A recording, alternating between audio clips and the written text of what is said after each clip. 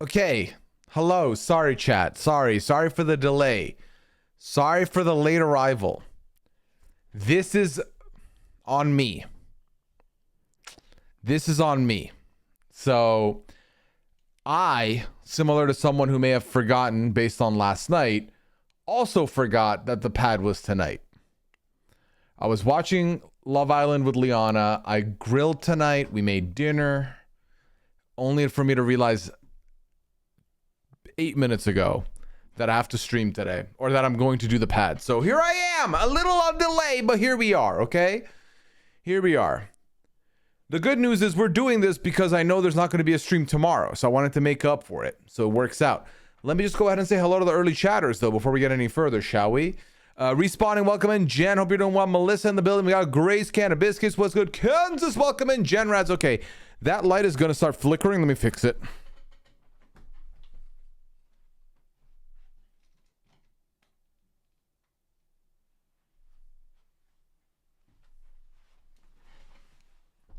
Okay. Jinx, welcome in. Jackie, hope you're doing well. Devi, welcome in. Kim in the building. We got Robin 2B, Samantha, Walling, Red Wings, hello. Jay, welcome in. Any horse-sized ducks here? Not that I know of. Trish, hello in the building. Ichiyami was good. Lori, hello, welcome. Miel, hope you're doing well. Stephanie says, I almost thought I missed a good chunk. You're right on time. It's giving drama, just a little disorganized, more than drama. Let's be honest here. Let's be very honest here. That's what it really and truly is. You're forgiven if you grill for us. Okay, I don't know about that. Russ, welcome and hello. I mean, lower the volume in my ears, too loud. Better late than never. Appreciate that, blue cheese. Honestly, it works out. Tomorrow's my nephew's 6th birthday party, and it's in the evening. There we go. Fate. Listen, sometimes luck pans out. It all works out, doesn't it? Sometimes it all works out. Oh, God. Okay. So, as y'all know, this is the pad. This is the one spot. Actually, you know what? Hold on. Give me 2 seconds.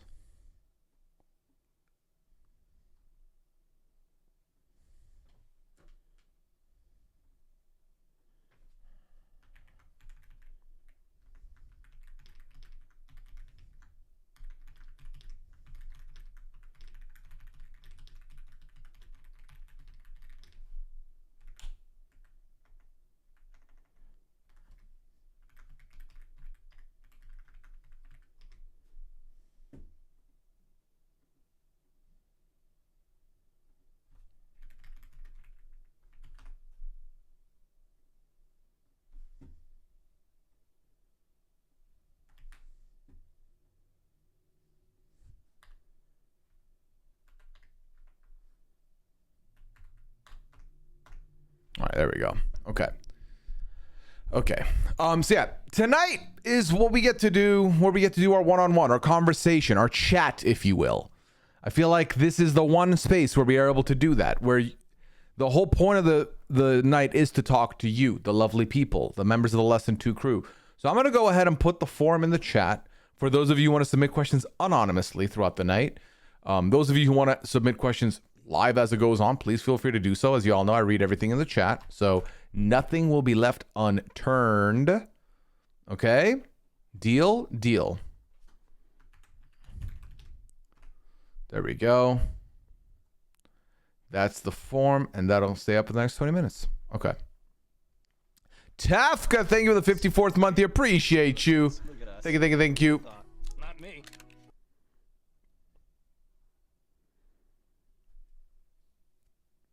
Where's the best way to reach Liana? I have an unserious Pilates question to ask her. Stephanie, I would say go ahead and put it in the Pooya and Liana Lounge form. The PAL form should be the place to do it, because she'll see it there.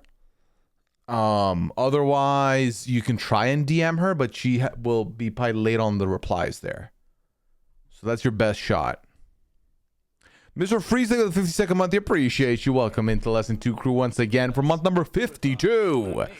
Are you still streaming on Sunday? I intend on it, yes. I intend on it. As of right now, it's looking like I've got 10 people signed up for... No. 9 people signed up for the lobby, 2 pending. It's kind of where we're sitting right now. Actually, no, that's a lie. It's 8 people. Okay, it's a little bit scary, Jackie. I'm not sure yet, if I'm being honest. I'm not sure yet if I'm being honest, so we'll see. We'll see.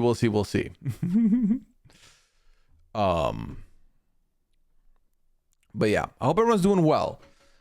Since yesterday, so obviously we did the vaudeville yesterday. So in that time span, today I had a couple of things I needed to get done, which I did, which I'm happy about. I was smooth sailing. I had to watch Love Island because I've got I'm doing the podcast tomorrow night. So I wanted to make sure I keep on top of that, and I did. So that's good. As I said, Liana and I did grill. I made some chicken tonight, barbecue chicken, so that was good.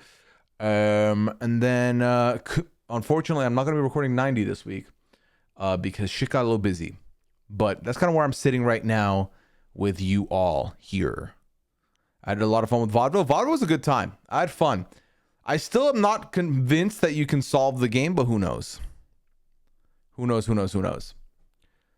But yeah, chat. Let's talk about it. Because I want to talk about it.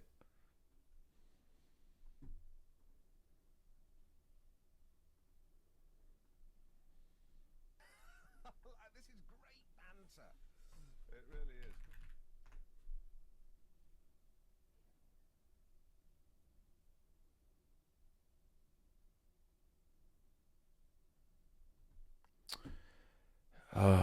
Yeah, okay.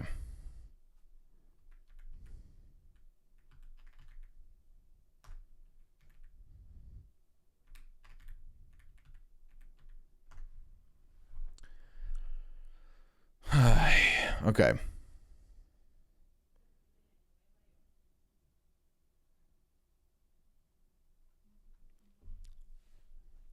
Your grill is nice and prepared for when you go full out for July 4th? Yes. I mean, I've flexed the muscles. I'm ready to go now. I'm ready to operate that. I'm ready to full operate that.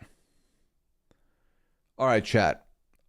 I bring you a video today to watch to kick things off here. But before I do that, I got to turn off the music. Otherwise, someone watching the VOD later will be like, what the fuck was that? So... to give you context, this was brought to my attention today. This is a podcast that went live earlier today. It's been up for like a couple of hours now, or like half the day. So all right, how do I, we'll full screen it here, and then I will adjust it accordingly so that it doesn't look all weird. There we go. And there we go. Okay, and then I can do that. All right. I'm not even going to say anything. Let's just listen out for what's about to happen.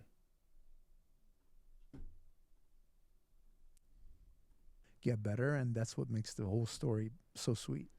I know you're extremely positive and grateful, Mm-hmm. but what was one of the most difficult misconceptions that you had to see or read about yourself in the last 7 years or 10 years? The conspiracy theory stuff, it wasn't difficult because at the end of the day, some things, even if there's truth to it, you got to do what's right and you have to stick to it. It's not, you can care less about what anybody says. You have to do it. It's your morals. It's you have to be honest. You have to stand up for what's right, regardless of what other people are saying. But again, you're a human being. So if you see something on the news, or you see, not necessarily the news, it's just comments and things like that. It's very difficult. But for me, also those are positive as well. And those are some things that I'm not.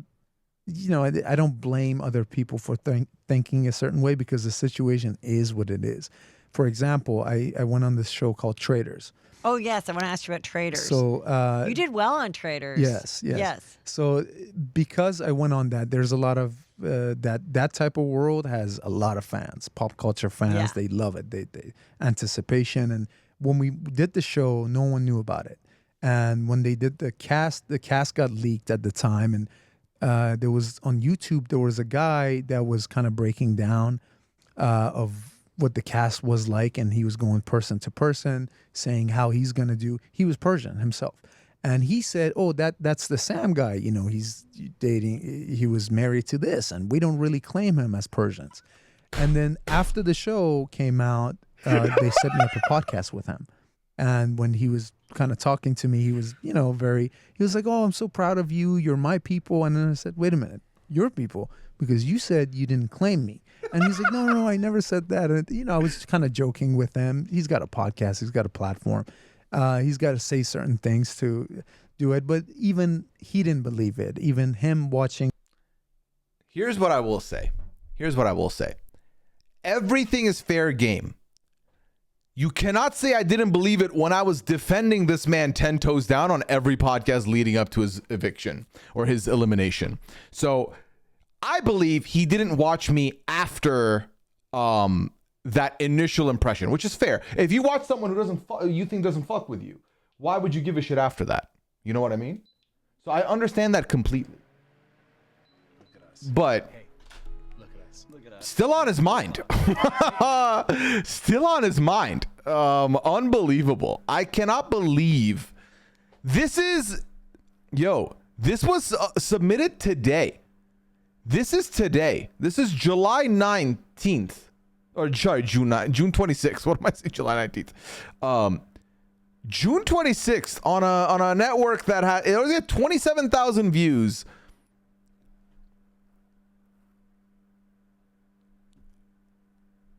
What was he talking about? Mandy, thank you for the 56th month. Mandy, hear this. Necessarily in news, it's just comments, and also those are positive as well. Don't blame other people for. Yes. So a lot of fans, no one knew about it. And when they did the cast got leaked at the time. And there was on YouTube, there was a guy that was kind of breaking down of what the cast was like, and he was going person to person, saying how he's gonna do. He was Persian himself. And he said, "Oh, that's the Sam guy. He's dating. He was married to this, and we don't really claim him as Persians." And then after the show came out, they set me up a podcast with him. I hurt his feelings. I feel so bad for him. Because here's the thing. I feel like he felt his Persianness was questioned by the Persians. The problem is if only Sam knew that my Persianness is put into question by every Persian I ever meet. Okay? I really don't remember you saying we don't claim him. I do. It was on the pod with Kirsten. Hold on. It was on the pod with Kirsten. And I remember briefly saying something in my intro to him, because there ain't no way this man listened to the whole thing, right? Ain't no way this man listened to the whole thing. So let's see. Oh, there we go. Hello, everybody, and welcome back once again to the We Know the Traders podcast over here on RHAP. I'm your host, the Duke of Deception, Present Keeley, here today to give you another insight into another cast member of Traders US Season 3. If you clicked onto this, you're probably wondering, okay, tell me more about Brittany's ex, this man named Sam Asghari. And I gotta get one half of the mess magnets involved when we got mess to discuss, because I also am coming in very blind to this person. After knowing the Persian, which I know that I don't claim him, so there you go. There's a little tidbit. Anyway, here's my lovely guest to talk about Sam Asghari. Okay. I heard myself say it. To this person, outside of knowing they're Persian, which I know that I don't claim him. So there you go. There's that little. I said nothing. It was in the first 35 seconds. Tidbit. And outside of knowing they're Persian, which I know that I don't claim him. So there you go. There's that little tidbit. Anyway, here's my lovely guest to talk about Sam Asghari. The one and only person. How you doing? I'm doing great, Pooya. I'm so excited to be here. I think that, at this point, people have heard a lot of these Trader Season 3 previews. For us, this is one of the earlier ones that are getting recorded. So I think it'll be really interesting after I've heard what everyone else had to say to know how my Sam Asghari knowledge stacks up all their knowledge. So it's going to be fun because I feel like he is one of probably 4 people, maybe 5 of the entire cast that I think is truly unknown. Like outside of what you may know about like the rundown of the relationship and the fallout of the relationship, I don't think there's much else to know about this person as an individual. Yeah, he's 30. He's out here making his way in the world, and there's really not that much info on him. Like, I'm a little bit. Like, I think we left this podcast saying like, there's nothing really like gray area about him like that. Like, it's a little more unknown. Like, how did I end this? To play there, as in, if you're this, you're looking for that, you're looking for this. So it doesn't feel as much as like, the cameras are watching and they're going to document it. Like, it's I just don't see it for him as like on his merits as an actor. He'll become A-list, but I think he'll always be at least leftover people that just don't fit. Like this is such a reality for famous people they've been married to. Well, They struggle to find even one thing. you know what? Then don't matter. Like, it is what it is. But yeah, so that was fun to find out today. That was an experience. A very fun experience. But here you go. He's never gonna see this, but man, I do claim you. I was very much defending you against some other people who definitely were not shaking that first impression. I thought you were doing good on the show. But anyway, you don't care about none of that. It's cool. No problem.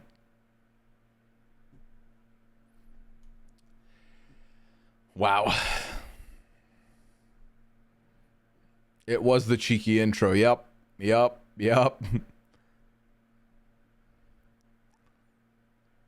What did he say about the follow-up? Is there more? He mentioned that we were on the pod like he came on my pod, and that on the pod I said you're my people, and he took offense to that. So just wanted to Rob here. You say you don't claim him either. Imagine.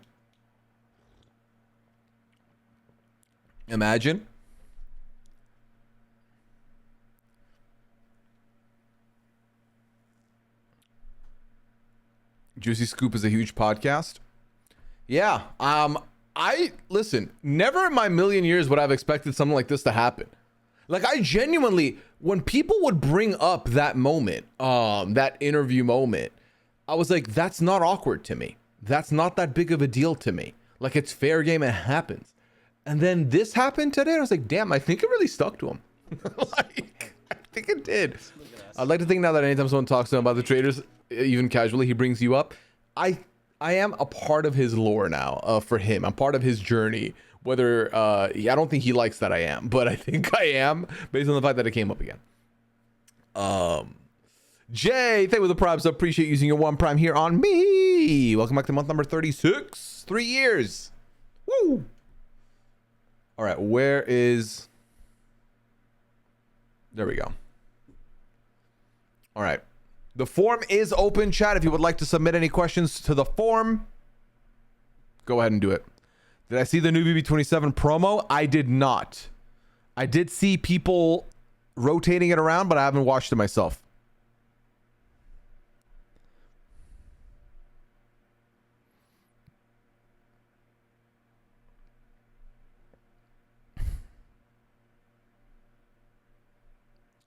Well, that's the thing, Thundercats. I never want to blindly co-sign somebody because they're from my background, you know? I always come in wanting to root for the person, but even then, I will see what I see before the season starts, and that's when I know. That's when I know, okay, I fuck with this person, or no, I do not fuck with this person.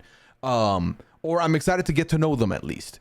So it's like you kind of have to clear the initial. And like, unfortunately for him, there was a lot of stuff out there about, you know, his relationship. So anyway. Okay, so let me listen to what this clip is for Big Brother.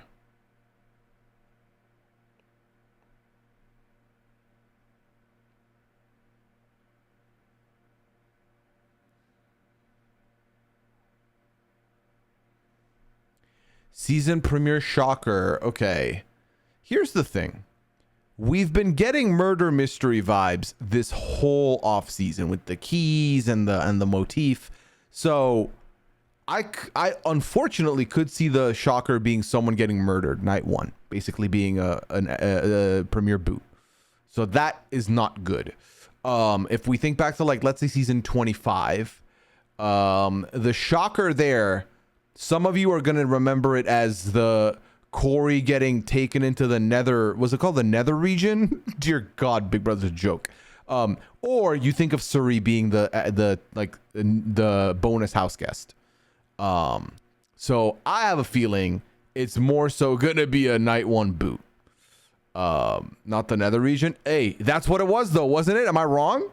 I'm pretty sure it was the nether region. That's also the season we got the Goopocalypse. This show, listen, is all about the Goopocalypse. We thank you with the prompts, and welcome back for also your 36th month, also your 3-year anniversary here with us. Justice for Jody, always. Hey, welcome in, Tomster. Hello. It was that season. There we go. Got home from where? No worries, Tomster. Hope you had a good shift. Or they think everyone forgot and play the same BB Arena off as a shocker, which that could be funny. It was another region. I think somebody called it Netherland. There we go. Because then right after that, it was the Nether Gorgon, was like the beast thing. Hey, Braden, thank you for the 100 bits. Appreciate that from you. Thank you. Yeah.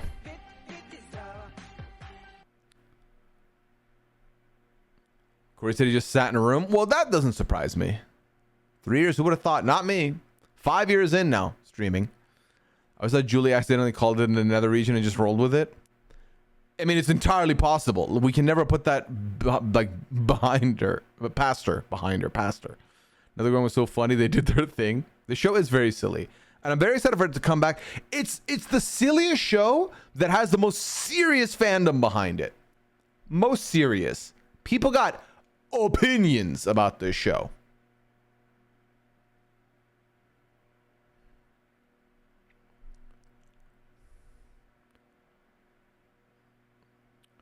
Have any podcasters given you crap for the Sam Juicy Scoop interview today? No.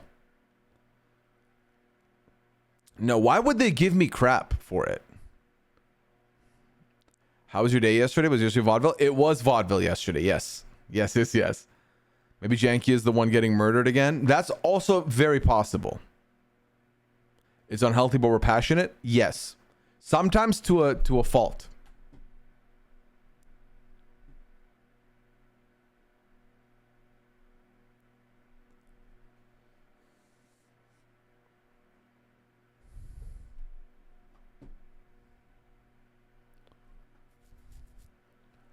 You have to either really love someone or really not care what they think of you in order to admit to them that you watch Big Brother. I co-sign that.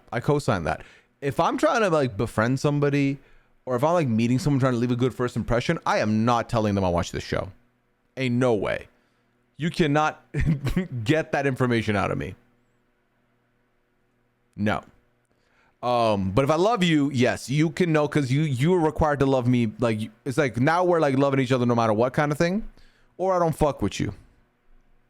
Or I already know you're a fan of the show, so I'll say I'm also a fan because you're a fan of the show. What, are you going to judge me on being a fan of the show when you're already a fan of the show? You know what I mean?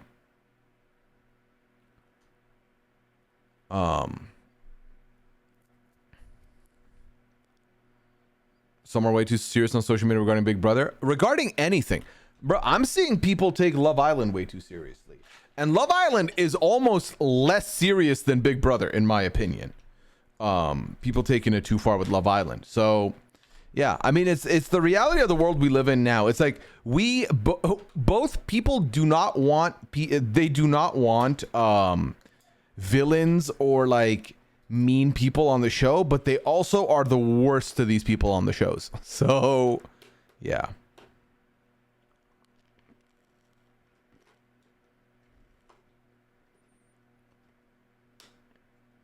I did send the Angela down the stairs clip to some of my normal friends last season. I think they thought it was funny. There we go.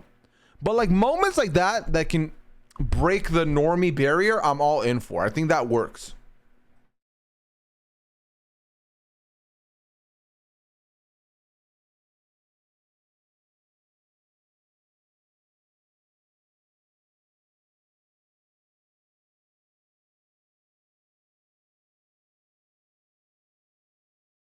Sorry, Shed, didn't want to chew in your ear. I know people were getting psychotic when they were leaving fake bad reviews about people's businesses, calling to get them fired. Yeah, all that stuff.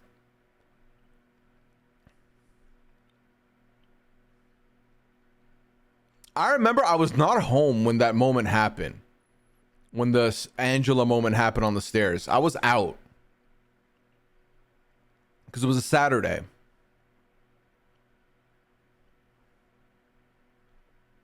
But yeah.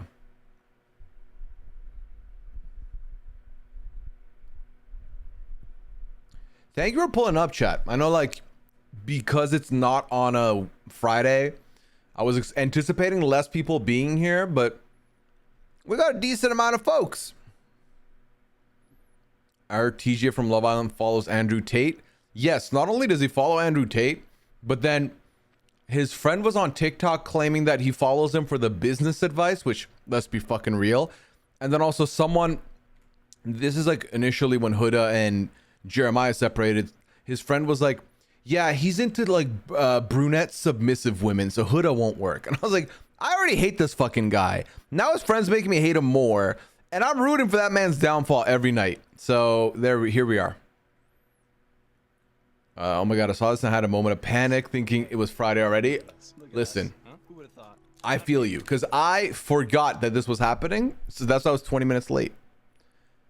Maybe Julie playing is the shocking twist this year. It's absolutely not. I feel like every season we think this, and then every season that's not the case. Oh my god, it says join us for our all new season with Drew Carey. Ariana clearly doesn't like TJ. Not surprising. I saw Tyler C from Big Brother on 1% Club the other night. That's what I heard. I saw an interview with Angela recently talking about how she purposely didn't tell production she was about to do a house meeting. She just went about her morning normally and then dropped it on everyone. I think they keep saying all new house guests. They keep saying it. But I genuinely could see a couple people from 26 being back, and it wouldn't surprise me. I could. But I'm taking them at their word. They're saying new people, so I'm taking new people. I'm just believing them when they say new people. Was he rehearsing in the HOH? I remember that, right? Right before? Or like at least mumbling a little bit of it somewhere. I have an errand to do on Friday and I thought I missed it. Oh, Softy, well, you're good. The errand will be right there for you tomorrow. Ready to go. Ready to go. I've heard zero to support this, but just a fun thought. Angela's daughters. Oh, wow. That's actually not a bad shout, Mandy. Not a bad shout. Because what does Big Brother do the minute they find a house guest they like? They either try and bring them right back or bring their family into this. So I could see it. And for a while, they did play with that, right? They're like, you know what? Let's bring in Rachel Riley's sister. Actually, now let's bring in Cody's brother. Then let's bring Vanessa's sister. They really love doing that. So I could see it. I could see it. Or Tucker has a brother, right? Tucker's brother. I could see that also. Rockstar's daughter. Is Rockstar's daughter old enough for the show now? Or she'd be too young?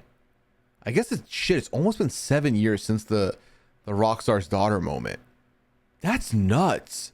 I remember BB20 was like the new season. That season's 7 years old? Damn. Chat, we're really growing together, huh? That's wild. BB20 was 7 years ago? Holy.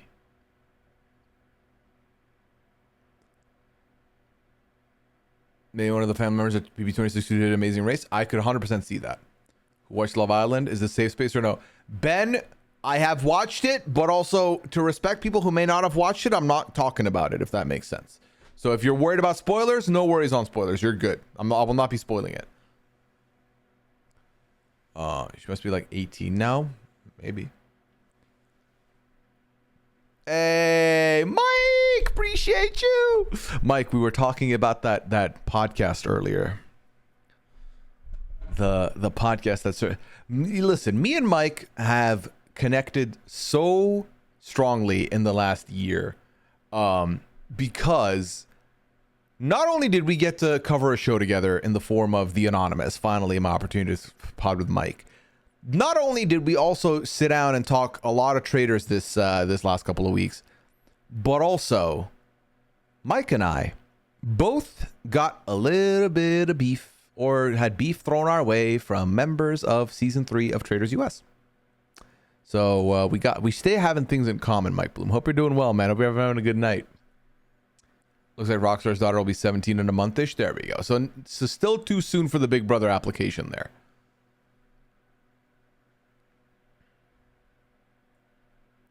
Who threw beef Mike's way? Responding, you're only talking about the most viral moment of the Traders season 3. I'm cheesing hard after that episode. Ben, honestly, so I'm doing the Love Island recap tomorrow night with Scally and Kirsten, and I have thoughts that I did not have going into this batch of episodes. I'm very excited about it. Yes, that moment. Yes. Are you the Ike to Mike's Mike? I don't know. We are true blood brothers, says Mike. Is it live? I don't think Love Island is typically a live podcast. I don't think so. I think it's going to record and then puts there afterwards. Choose your words wisely. I am watching. I mean, based on the fact that you said cheesing, I have a feeling you are a member of a ship that I'm not necessarily not a member of, but I have thoughts about the ship. So we'll see. I'm kicking my feet giggling. What's the viral moment? When Mike Bloom got checked by Derek Levasseur for calling Dylan Efron Zac Efron's brother. That moment. The moment that took over the internet. It truly became the most viral moment of Traitors US Season 3. Honestly. I think second behind that was the Bob the Drag Queen and Boston Rob roundtable. And then after that was Rob Cesternino getting big mad at the finale of Traitors US Season 3. Which, if you need a reminder of, is this moment.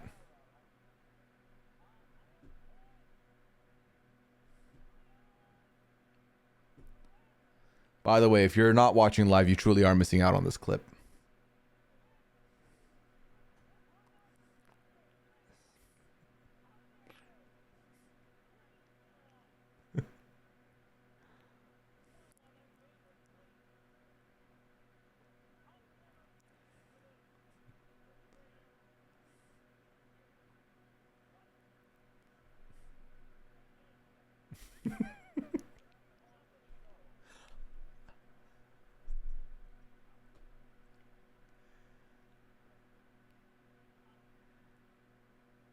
Called it.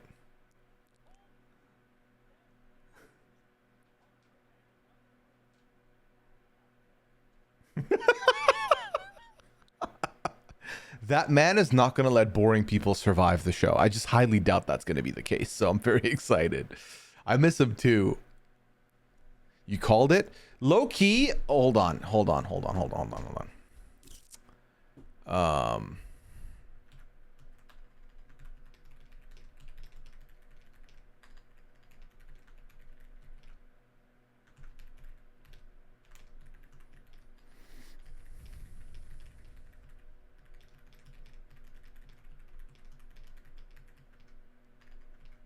Actually, you know what? Hold on. I was about to ask for a video, but I think if I scroll up here, I will find what I'm looking for. I think I have another piece that can go in the history books here. But just let me find it. And then we're good. Bump, bump, bump, bump, bump. Oh my God, I pressed play and thought my music would play, but it didn't.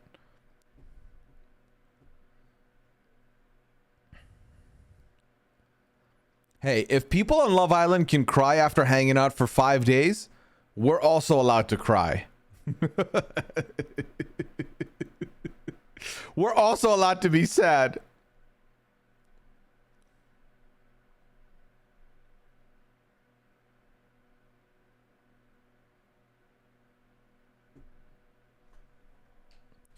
All right, let me see. If I have this for context.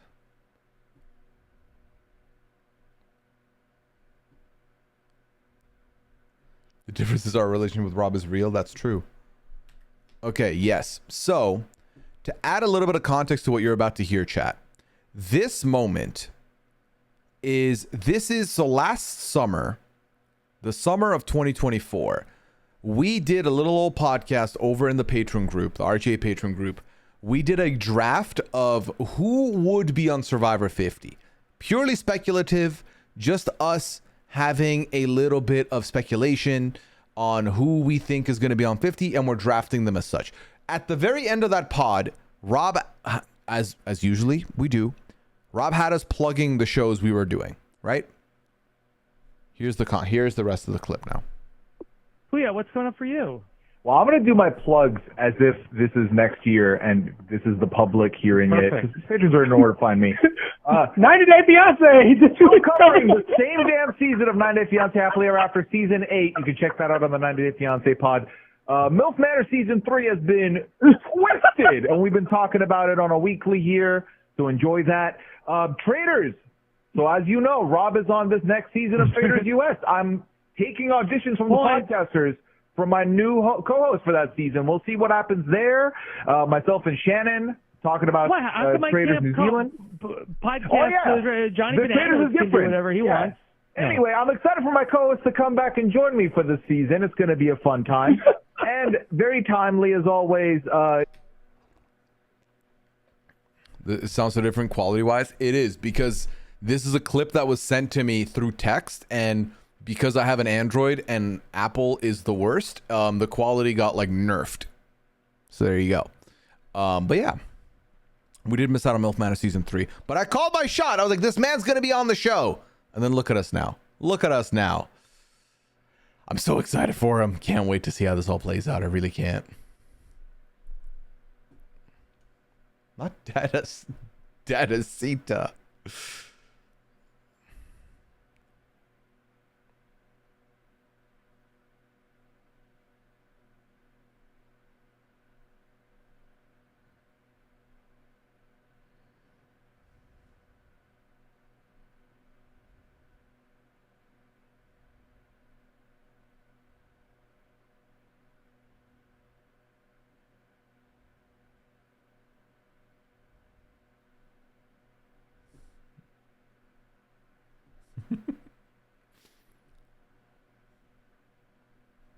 Okay. Do you think instead of Survivor under Rob's name they'll put MILF Manor Podcaster? No, obviously not. But yeah, can't wait to see how it goes.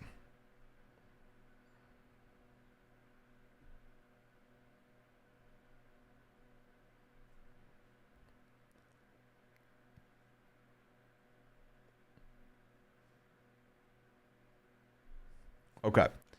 Let's see. What's the form looking like? We got 2 questions in the form. Slim on the form, but that's completely fine. Hey, T. Lindy, welcome in. I missed the last couple of days of Promise Month live, but I just want to say congrats on finishing a great month plus content. You really went above and beyond. I'm proud of you for all the hard work you put in. I know it was a fun time. Thank you for doing that. You definitely fulfilled all your promises. Thank you so much, T. Lindy. I really do appreciate that. Thank you. Thank you. The love and support y'all have shown for the content has been very much appreciated. Has kept me going and has revitalized my passion for streaming. I do have one promise left to fulfill, and that is the diss track on You Lovely People. But I'm kind of holding on to that for when I'm feeling a particular feeling of negativity. So that's going to come. Can you manifest Tiffany Pollard onto Twitter with your powers? Not this season. I do not think Rob and Tiffany would gel, so I do not want that to happen. But for next season, sure. I don't know what stream you thought was happening, respawning. We will definitely deserve it. We troll you enough. That energy, it'll come. It'll come. Not negativity necessarily, but I need to feel like this. When I feel like this, it's over for you. It's over. Mandy, what? What was that? What the fuck? That has to be marbles, right? It can't be anything else. That quote. Next time we take Liana's side. You take Liana's side every time. There's no next time. It's always Liana's side. I'm always on the outlier in my own community. What are we talking about here? When are you going to finish Whodunit and the Mole? I will finish Whodunit and the Mole after I go on Big Brother.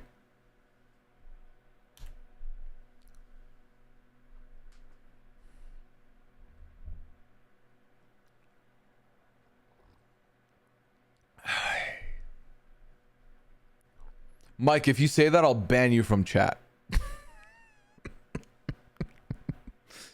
Not Liana Papaya. So never, Laura, you may have cracked the code. You may have cracked the code there.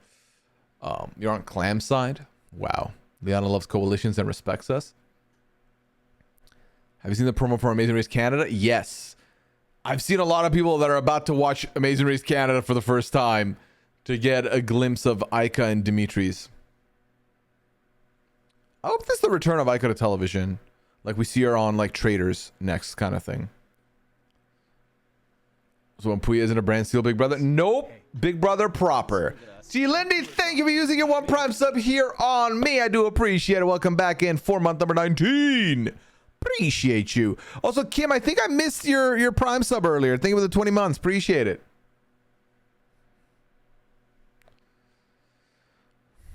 Connor's Corner. Welcome in. Hope you're doing well. Thank you for the follow. Should we still good on Traders? Oh, no doubt. No doubt. There's some people out there that they get announced on a cast. Is this a place I can just ask random questions or no? Connor, yeah, it's actually the stream night that I do welcome that. Any questions are welcome again. Be reasonable with the questions, is all I ask. But yeah, no, absolutely. Feel free. Icon Traders first in the House of Villains. That'll be so legendary. Well, I don't know if she makes it to House of Villains because of the Canadianness, but you know, you never know. Yeah, I hope you use your voice on the Love Island pod to support Amaya Papaya. I'm actually in the middle of listening to the recap from this last recap. I have never heard of this, Connor. I'm not gonna lie. I've never heard of this. I have not finished listening to the last recap because I want to see where Scally and Kirsten's heads are at. But I definitely have opinions. So you will hear those opinions. I don't think my opinions are polarizing or going to make people change their opinions on me, perchance. I don't think that's going to happen. But okay. So let me get into some kind of these. There are 3 questions in the form right now. Let me get into these right meow and go from there. Are you a Zoe fan? Oh, does this have to do with Zoran Mamdani? Is that what this Zoe fan is? Because yes, I guess that's the answer you're looking for. Okay. Okay, looking on advice for how to deal with feelings of isolation when you can't really control your living environment. Luckily, my situation is temporary. Okay, so sounds like a bit of a serious question, chat. Just keep that in mind. Okay. Yeah. Why did I freeze? I don't know. Anyway, context. I'm in my mid-20s and have to live in my hometown with my parents for the summer for work. About 6 weeks left. I've been here for about 4 weeks. Okay, so a 10-week journey. You're here. You've got a month and a half left. You've already been there a month, about 2.5 months. Okay. I left here when I was 18. You're in your mid-20s. You left here when you're 18, about 7 years ago. Let's say 25. Let's say 7 years ago. And I have no friends in town. The only people I see IRL are relatives and people for work. It's really not a big city, so there's not a ton to do. Today, I had a really stressful conversation with my parents about politics, including LGBT/trans rights. And I just feel more isolated than I ever did before. Also, I'm queer, but not out to my parents, so that made it even more upsetting. So question asker, first of all, I think we've been comfortable enough to ask this question and share your experience here with the lovely community. Now, the best I can do is give you a similar feeling I have had when I visited my family after moving out.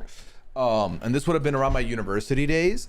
And here was my experience with that. So I felt like within, and bless you, you've already been there 6 weeks. Oh, sorry, you've been there 4 weeks already. I was there for like 10 days when I was like, I'm fucking done. I'm fucking done with this. For me, the one thing that always helped is that I am one of the people who I find online connections, online friendships to be just as strong as in-person ones for me. And they make up a lot of it for me. So that's kind of been the way I've been able to make these moves I've made, like move out, move into New Haven, move into Minnesota now, and like not really have a friend group there is the online connection. So I've got that.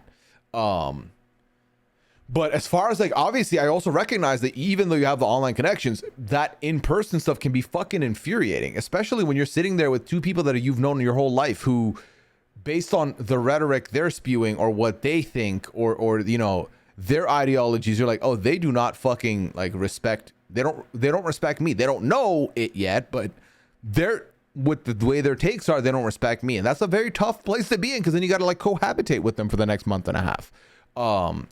So the good news is, like you said, it's a temporary situation. The good news is you don't have to deal with it for much longer. 6 weeks is 6 weeks. A lot of distractions out there, a lot of things to watch, hopefully, and keep your mind off of it. I would say personally, I would avoid having these conversations with them, especially if you don't think they're willing to be open-minded about that kind of stuff. You don't want that, you know, you don't want that you don't want to be aggravated. One of the things I felt about family is that there's family I have that I'm just like, you are set in your ways. You are way too old, and you're not going to change your mind.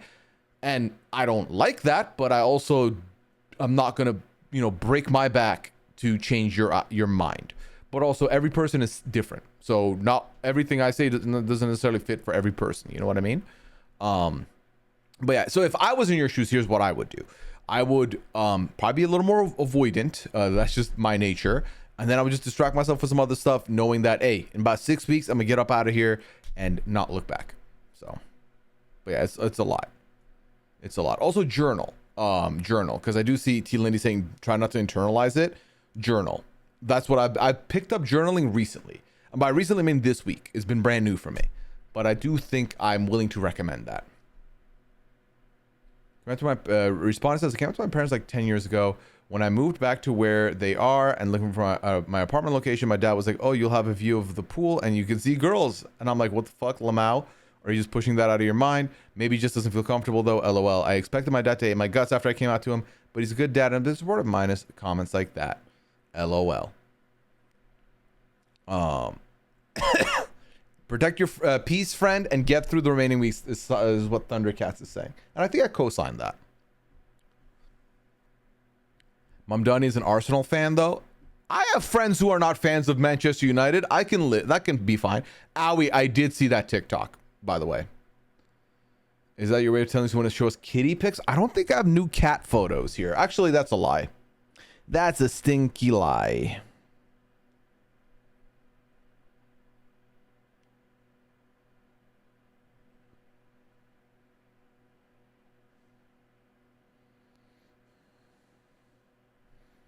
Here's a photo of Clam by the window.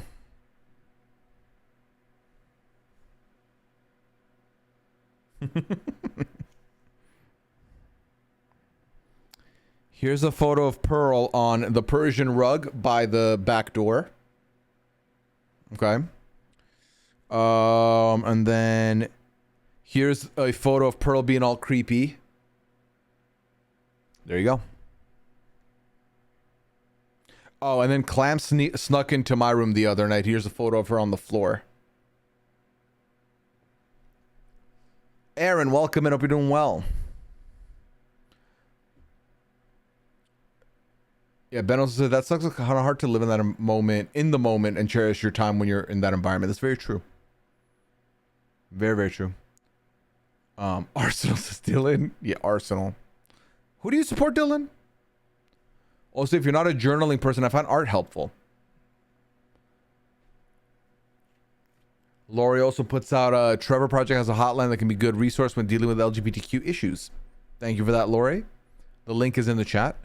Pooya just straight up ignoring my question about Amaya. I see where you stand. I didn't even see it. What did you say? You said, I hope you use your voice to support Amaya. And I literally said, I have takes. Did I not? Did I not do this? I'm not trying to give away takes for the pod. You know what I mean? If I'm in that situation, I'm trying to describe hang out with online people who accept me. I know that doesn't change your physical situation with ignorant people, but that could help the feelings. That's how I would do it as well. Pearl is judging always. How on earth can you call the beauty creepy? I love Pearl, but you can tell when you've been with her long enough. It's so cute that she likes the rug. Clam has claimed that rug straight up.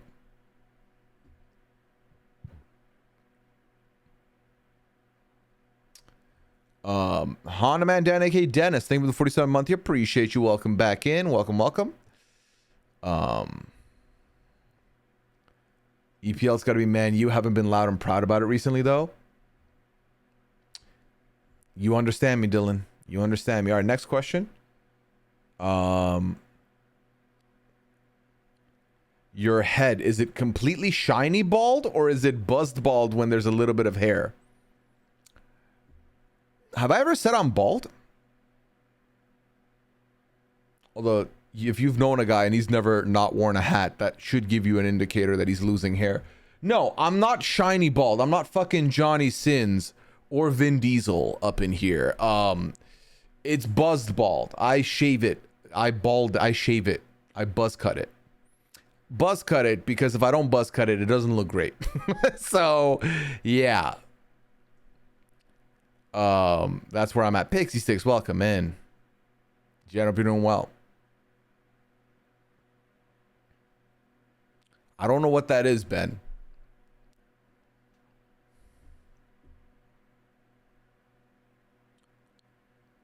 When was the last time you put yourself out there and genuinely made a new friend? Well, are we counting online spaces or no? Oh, it's Beyonce's hairline line of hair product. Gotcha. Connor, did you ever ask your question, by the way? You just followed and dipped?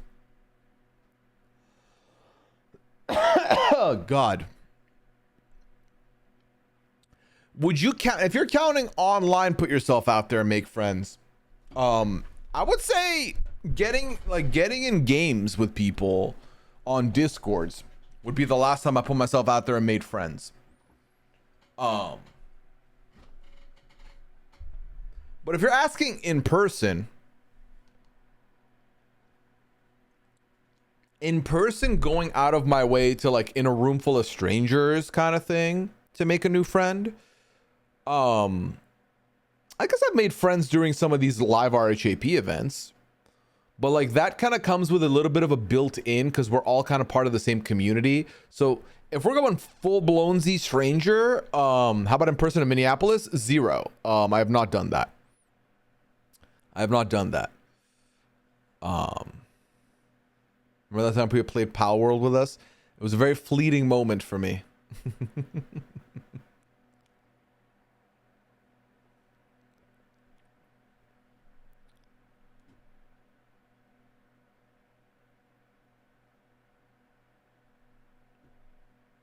Wait, they asked, who asked what?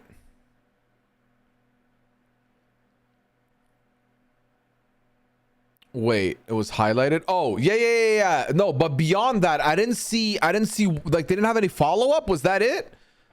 They had no follow-up? Their question was just a yes or no. Have you heard of this thing or read this thing? That was it? But yeah. No, in person, it's been a minute. I'll be honest with you. Yeah. I've not done much in person in a minute. Are Clam and Pearl sisters? I mean, yes. Not by blood, but by vibes, I guess. Would you go to a Patreon meetup in Minneapolis? I wouldn't be opposed to it. It depends, though. Depends on the sitch and where. Have I met Liana's coworkers? I have not. A cat dad? Yes. But yeah.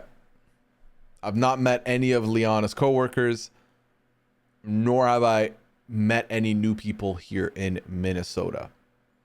Outside of like being in a store and like talking to someone that works there, you know? It's tougher the older you get, the casual opportunity to meet people dwindle unless you are actually putting yourself out there. It's tough. Well, that's the thing is like, I'm content.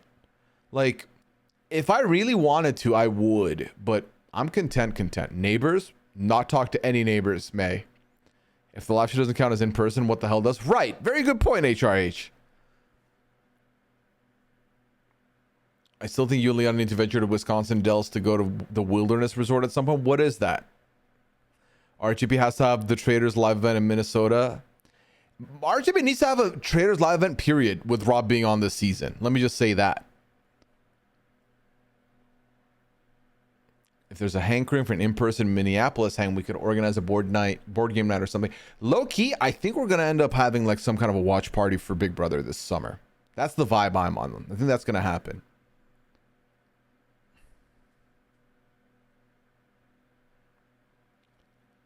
People said no new friends, I'm good. It's not even that, you know. It's just that, again, I think it's just me being very content with like friendships in person and friendships online are the same to me. Absolutely same. When you can, and especially I'm talking like, we're talking friends where, we're talking friends that like, if I want a voice call with people and just playing games and talking, that to me feels like we're all in the same room anyway. Like the vibes are the same for me. Now, obviously, when I'm hanging out with people in person, my feeling in the moment is not, this is different. Like, this is way different. But then after that, I'm completely fine again. So, it's okay. Oh, largest water parks in the country. Gotcha.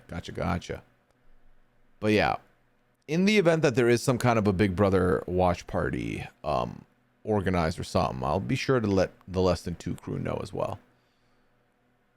Am I going to watch the new Ultimatum? I don't know if I'm going to have time for the new Ultimatum as of right now.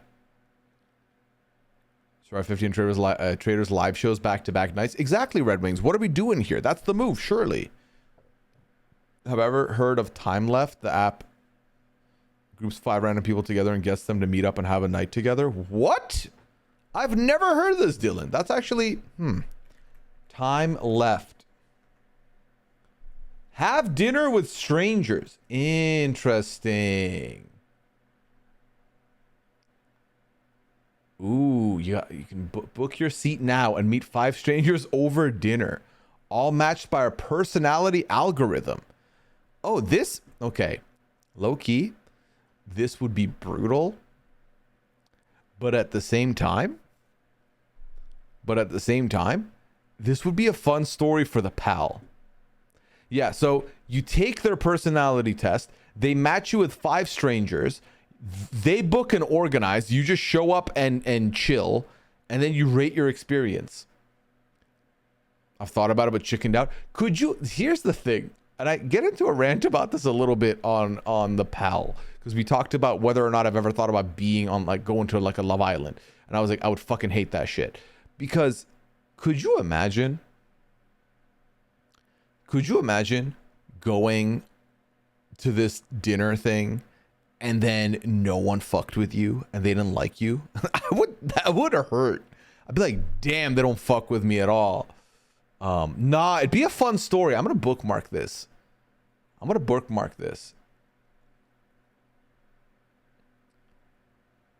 Yeah, they've got 4 reviews on their main page. From Alex, 25 years old. I loved my first experience and will definitely do it again. The algorithm worked perfectly as my group was outstanding. We played your game, but we didn't even need it as the conversations flowed naturally. Maria, 46 years old, said, I really didn't know what to expect and was pleasantly surprised. I could see some correlation with my survey answers and the other attendees, even though we were all different. Moreover, we had much more in common than I would have imagined. It was a fun evening and we could have kept talking without the discussion topics. We only touched half of them, but they definitely deepened the conversation. Very cool. Paul, 31, said, I had doubts, but attending the dinner allowed me to face my fears and prove to myself that I can do more than I thought I could. Okay. And then Sabrina, 25, said, the selection of people at my table was perfect. It was as if there was a magnet. We couldn't stop talking. Saying goodbye was hard. Damn. Okay. Johnny, I am 33. I am 33 years of age. 1992.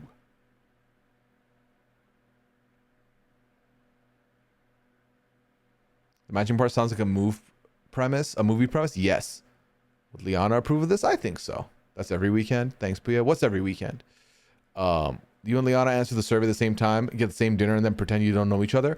Oh, that would be so fucking funny. Have you ever gone to an all-inclusive vacation or cruise? You usually meet people in those situations. Low-key, we're due for that. Liana and I want to do an all-inclusive vacation. Not a cruise. I don't want to be on a boat. The only time I've considered going on a cruise was the Traders one. And even now, I'm like, I don't think I would do that again. Like, I don't think I would consider going on a cruise after what I've heard about this Big Brother one. I don't know about sandals. All right, I'm caught up with the forum, by the way. So We're good. If you want to submit a private question, that's up to you. But otherwise, we're chilling in the chat right now.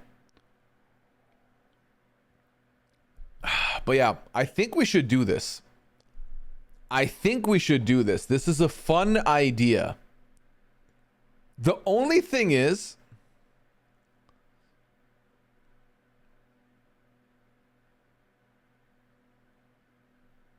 nah, this would be fun. I think I'm going to do it.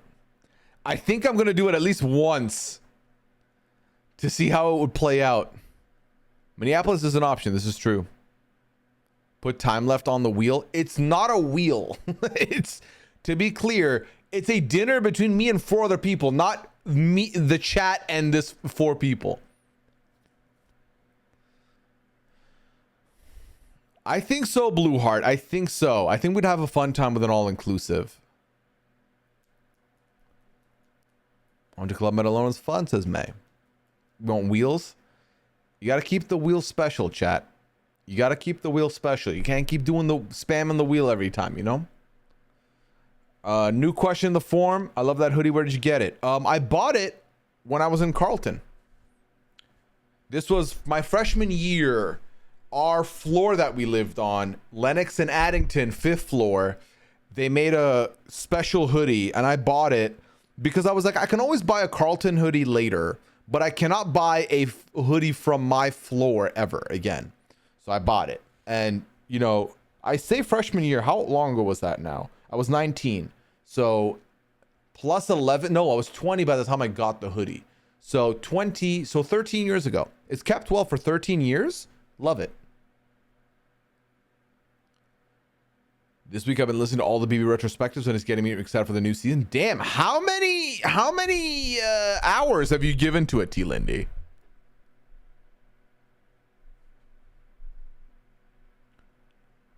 All right, next question in the forum. What's your favorite grilled cheese sandwich recipe?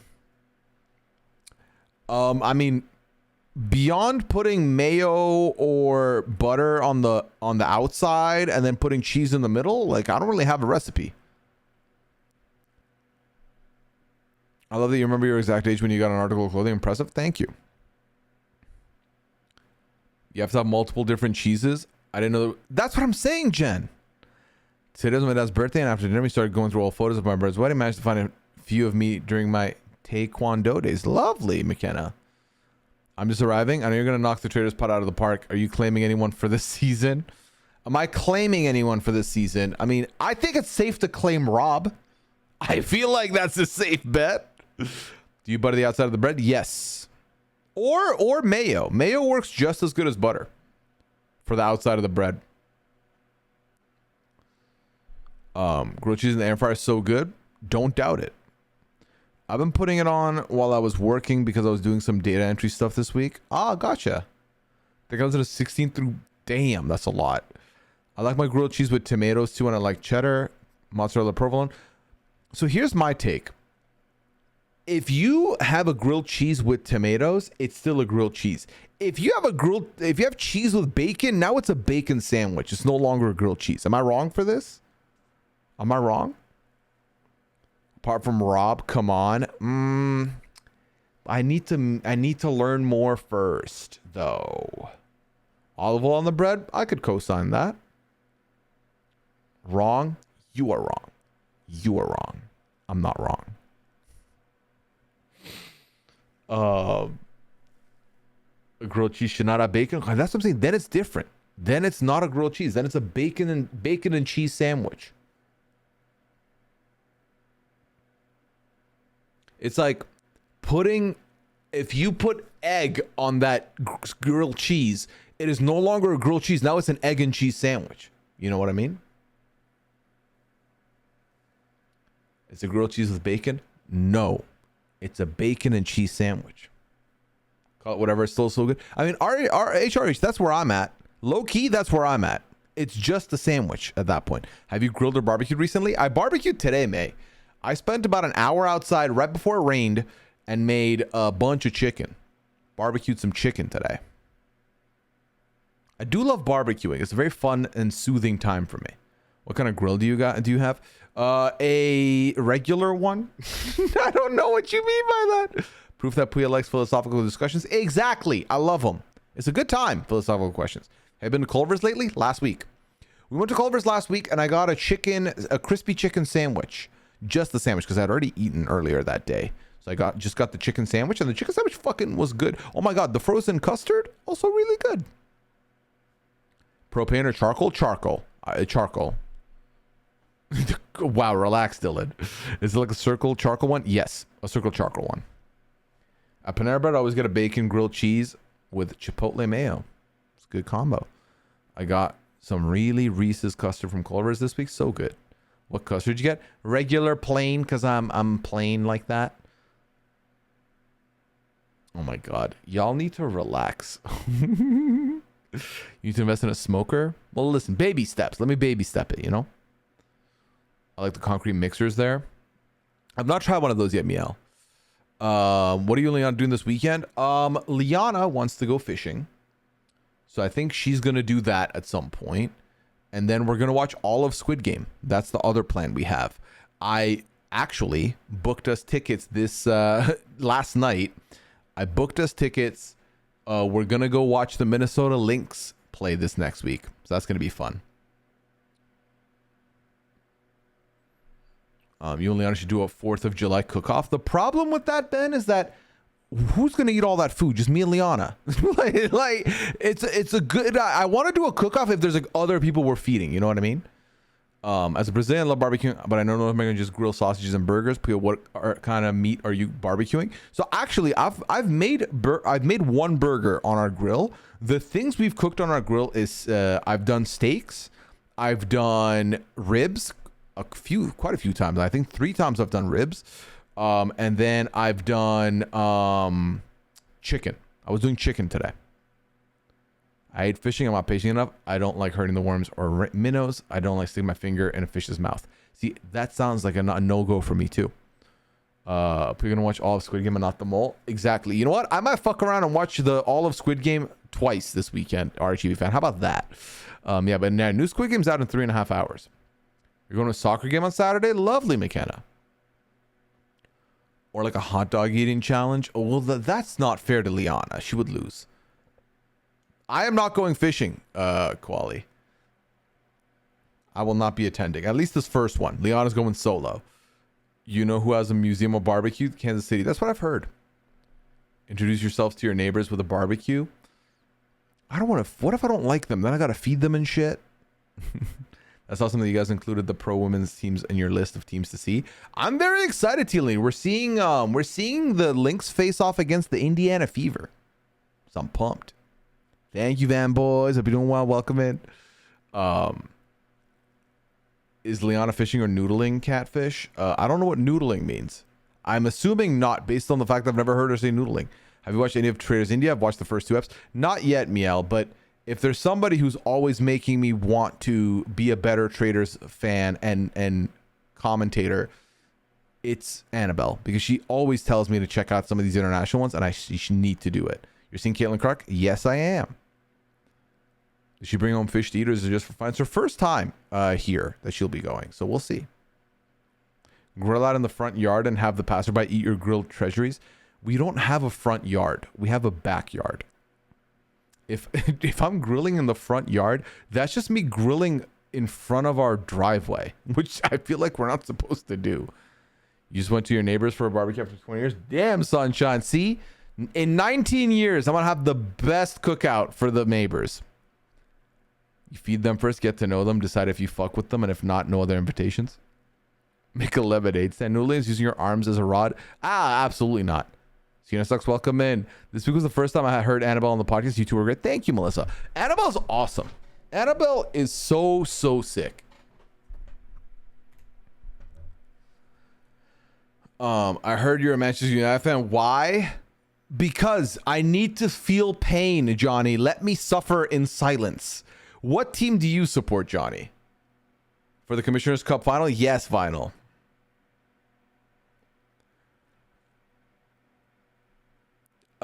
Link's going for the repeat? Yes. Sorry, my team's gonna beat yours, Pooya. Listen, I'm just there to have a good time and watch. I'm just trying to have a good match. Will you revert back to 2 streams a week after you complete Promise Month? When I revert back from Promise Month, you're guaranteed 2 streams a week. Still, right? Friday and Sunday guaranteed. But Promise Month has made me want to do more streams and be a little more proactive with the streams. I now have 30 days worth of research that I've done based on the content we've done to kind of get a rough idea of what y'all liked and what you didn't like based on, you know, the amount of views things got and the feedback I've received. So I can try some new things. I can try some of those things on like a sequel. So we'll see. So if you want to leave feedback on which podcast, which stream ideas you liked, what you would like to see more of, put it in the feedback form if you haven't already. Will you be back in time to watch Love Island? What, Tuesday? Probably not. Probably be watching it after the fact. Because the basketball game doesn't start till 7. So. I'd love more vaudeville. Well, we'll see. Can you give us what you've learned? What you mean as far as like stream? Well, thank you, Tomster. Appreciate that. We should revisit the Baby Chance Sim save at some point. That dad needs to visit all his kids. Honestly, that could be a fun time. That could be a good time. I really want to finish vaudeville. I feel like we can solve it, right? Like what we've liked in the Promise Month. Yes, I can tell you right now, actually. Just on a cursory look here.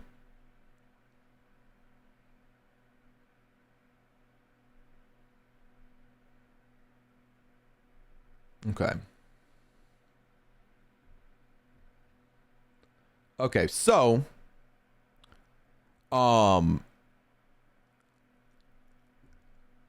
a lot of the ones that you can tell which ones like people like just generally were a fan of and enjoyed based on how much we have like views. They're like roughly about the same.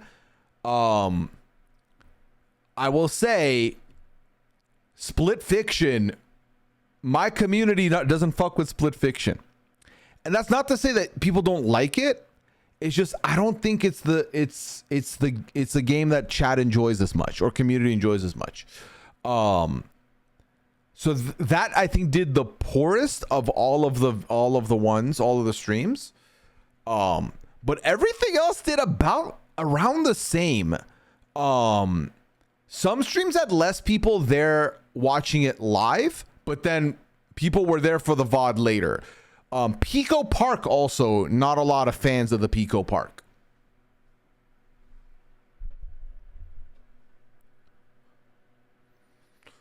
What happened to VOD Island? Last I saw it wasn't working for you, but it was hilarious. Sama, I played it yesterday. We kicked it off again. We did it yesterday for about 2 hours of the stream, I think.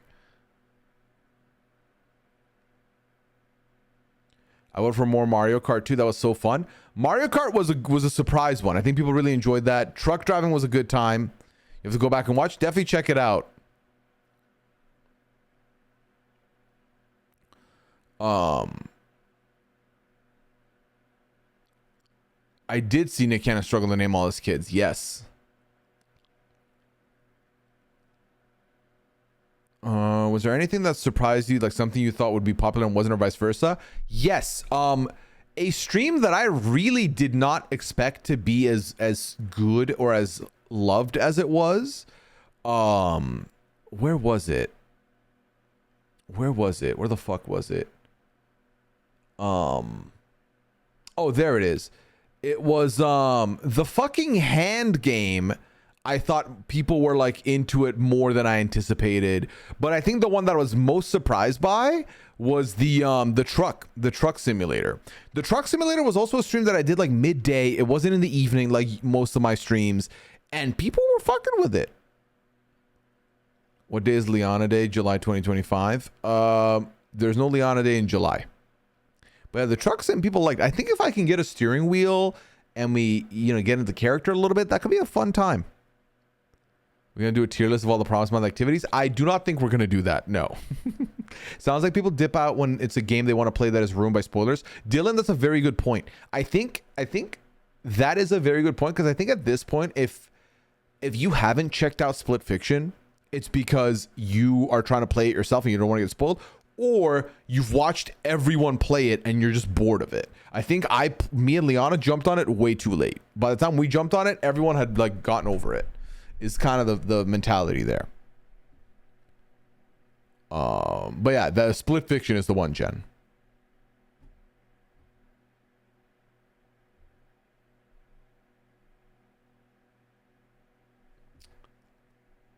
Mandy, are you here? You're here, right? I see you in the chat.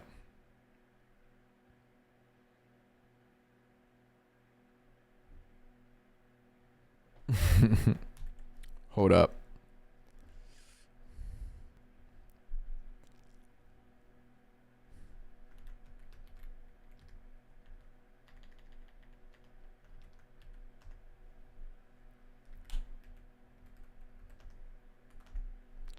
All right. Split Fiction is also a game where the streams have to be closer together, so you don't. Yes. Like, I feel like Split Fiction should have been a week where Liana and I just devoted time to play it every day until it was done. I think so too.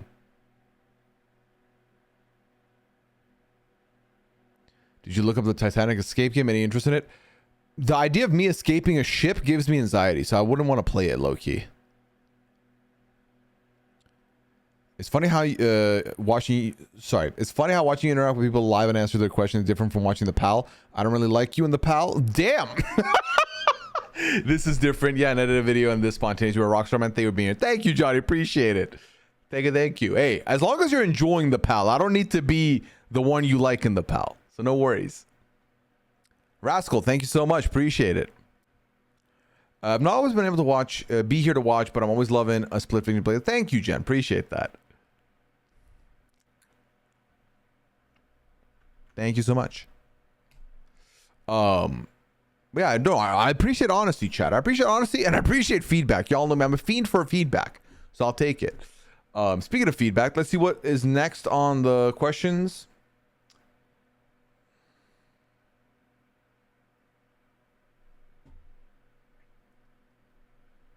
Okay, let me get this right. Okay.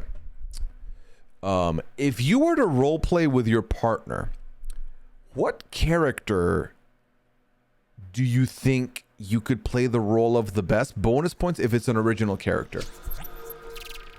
What do you mean role play with your partner? What do you mean by that? What kind of, like, what do you mean by this question? What do you mean by this? What do you mean by it?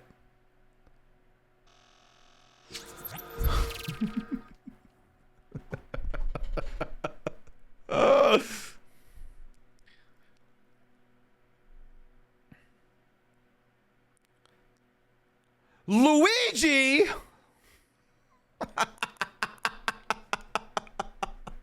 Mamma mia!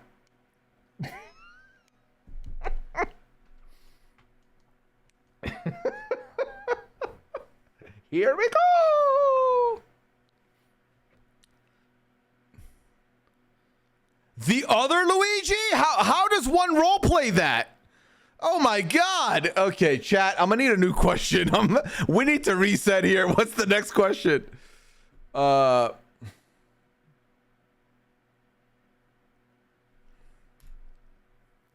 Damn. Okay. Okay.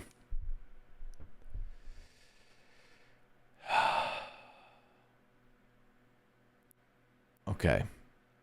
Would you rather, and chat, feel free to also answer. Clyde Bixby.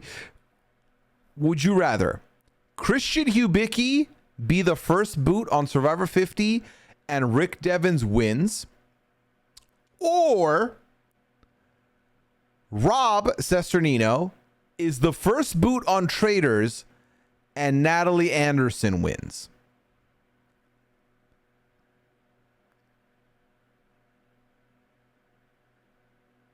Here's what I'll say. This person knew how to weigh this question well. I'm going to speak it out without reading chat. I straight up cannot pick the second option. After waiting 20 years to get back on television only to go out first would be heartbreaking for Rob, it would be heartbreaking for us as fans. It would be heartbreaking to everyone that knows him and has been excited to see him back on TV. It's going to be heartbreaking for everyone who's vouched for him to be on TV for 20 goddamn years. I cannot pick that. I'm picking the first one. And as much as I want to see my friend Christian succeed as well, I think Christian's going to have other opportunities. I don't think this is the last time we see Christian on TV, unless he chooses to not be on TV no more. I think we'll see Christian back again. So that's why I picked that as the outcome. So, yeah. Like, I understand that the caveat also is that Rick Devens wins. I mean, I low-key did not focus on who's winning more at all. I focused primarily and solely on who would be the first boots of those shows. So, yeah.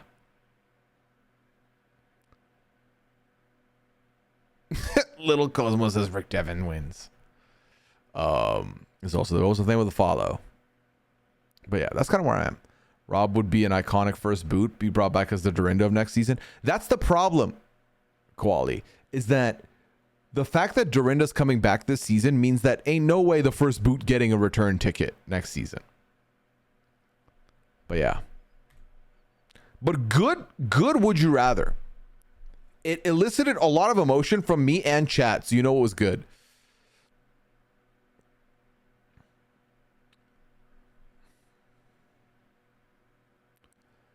First banished or first murdered, because that makes a small difference. In this scenario, I would say first murdered is what I pictured. Because first banished, you can be an iconic first banished. You can be an iconic first banished, but first murder is the most you don't matter ass fucking outcome ever. I think we're on the same page. We want to see Rob banished, not murdered. We're on the same page here. What is your least favorite number? Y'all already know this. We've talked about it extensively. And your least favorite letter. Let me look at a bunch of letters here.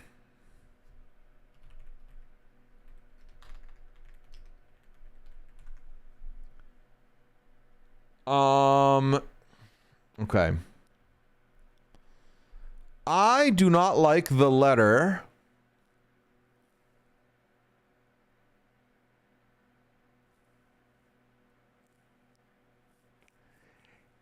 You know what?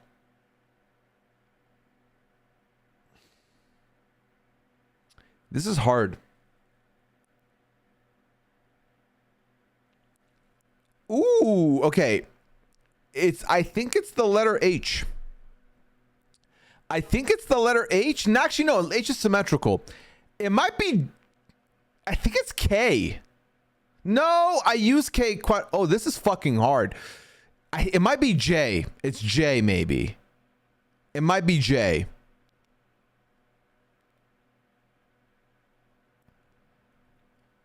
It might be J.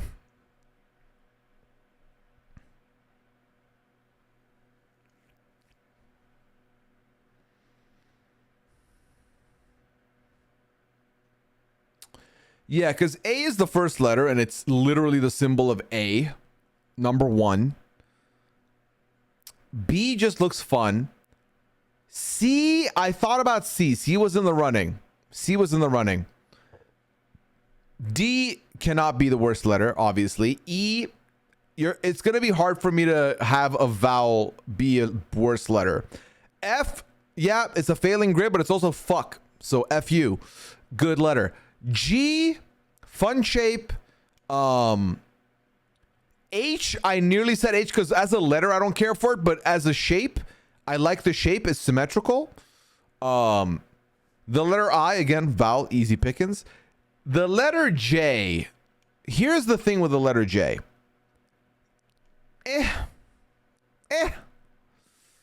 The letter K was about to be it, but then K being potassium and also being the most like the one letter response to let someone know you're mad at them. K, like you're like mad. L, you taking an L. That's all the L's you're taking here. The letter M, M, you know, it's a good letter. The letter N, also great letter.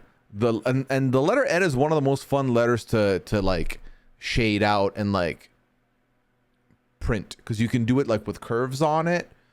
Anyway, the letter O, easy. The letter P is my first name. You know I'm not going to do that.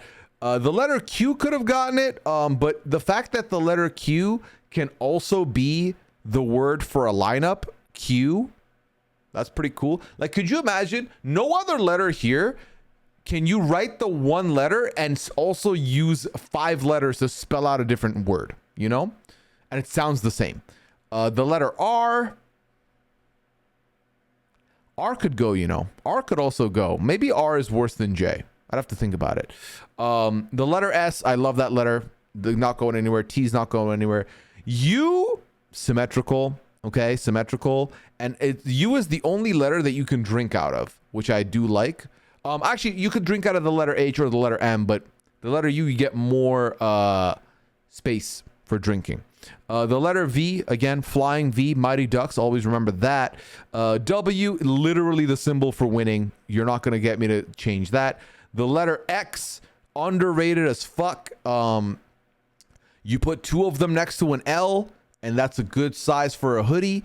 You put 3 of them next to each other, and it can get a little like spicy. So yeah, that stays there. The letter Y can both be a question and it's in my first name. So I'm never going to not put the letters in my first name in there. And then the letter Z or Z, which I saw someone ask a question about how I learned it. I think depending on the context, I will say it a certain way. Like when I'm spelling a name out or a word out, I'll say Z. But right now, I was going to say the letter Z. The letter Z sounds weird to me, but the letter Z makes sense. But then when I'm spelling my name, I'll be like Z-A-N-D. So who knows? All right. So I think final answer, is it R or is it J? What are some of my favorite words with the letter R? Rhubarb. It's a good word. J. Juggle. Joke. Joke's a good word.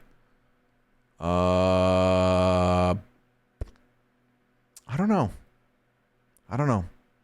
Yeah, I'm just gonna lock in the letter J. That's fine. We'll be fine. All right, final answer. Okay. All right, let me see what y'all are saying. Hold on. Get the music back on. Is the letter based on how it looks visually or how it sounds when you say it? Both, but mostly visual, I think, ultimately. C is for cookie, good enough for me. Pooya literally said he hates me. I'll heard it here first. Oh, dear God. Jay, don't do this. Don't do this. Don't be ridiculous. Stop it. The first thing you think of B is fun. Yeah. I think that's fairly self-explanatory, no? Exactly, sunshine. C works. Now rude. What's rude? My initials are JK. Oh, I can see why you felt like it was rude, but it's fine.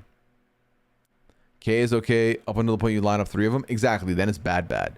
Someone remind me of Pooya's least favorite number? The number 3.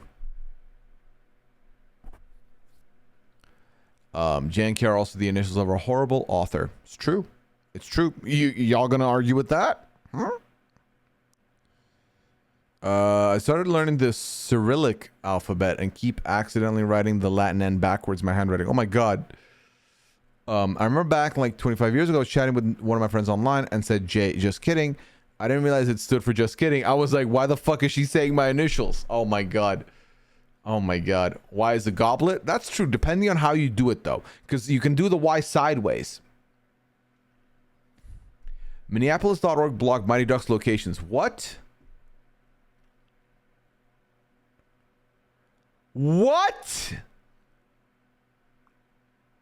Oh my God. Oh, Liana, we are going here.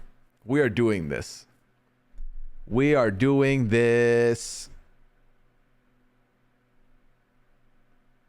That's sick. I forgot about that.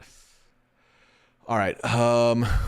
Juke, Janky, Juked is J. You're right. Jalapeno, true. All right.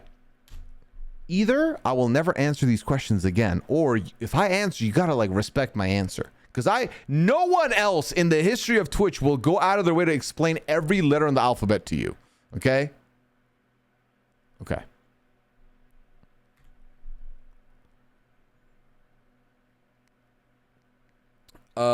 Go.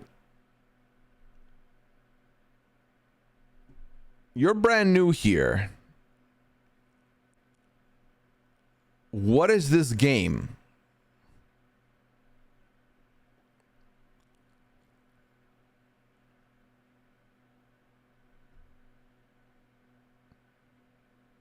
Complaints from all the J names have been collected and filed to the J folder. Can't wait to hear about y'all on the chat diss track.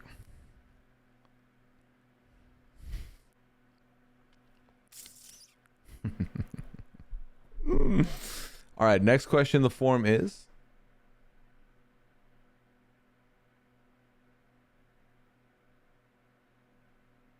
who are the 2 women and 4 men that have made the final 3 without being nominated on Big Brother? Answer in the next form. Okay.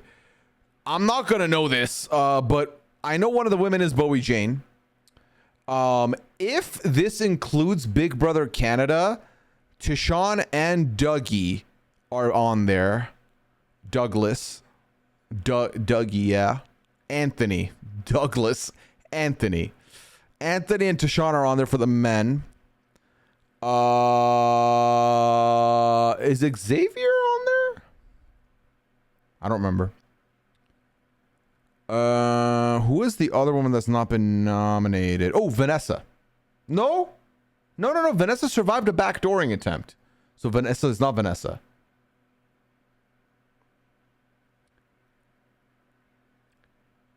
Did Danielle Murphy end up on the block? I'm trying to remember. I don't recall. Anyway, so I don't think I'm going to figure that one out. As far as the American men go, who we got? Final 3 without being nominated. Fucking get his name right. Keep his name out of your mouth. No, stop fishing for likes. Derek Levasseur. Dear Lord, that took way too long. Yeah, Derek Levasseur was one for sure. So, I mean, with that logic, I'll think of one more and then I'll move on. Did Tyler end up on the block? I think he did end up on the block. Let's see, 23. I think Xavier could have.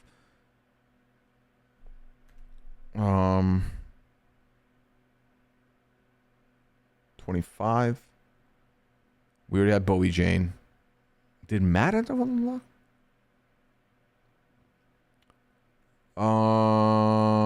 26.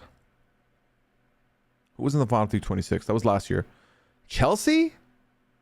No, Chelsea was on the block. Because she got herself off the block thanks to AI Arena. Mackenzie was on the block. She also fought off the AI Arena. And who was third that season? Shout out to my dogs at the crib. He was also on the block at some point. So neither of those. Okay. I mean, that's good enough. I think I got enough. All right. The person said the answer's in the next form. So let's see.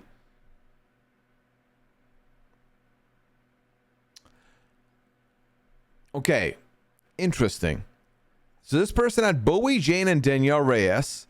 And then for the men, they had Jason Guy, Cody Calafiore, Derek, and Enzo. So not counting Canada. Enzo. Okay. Cool. All right. Cool.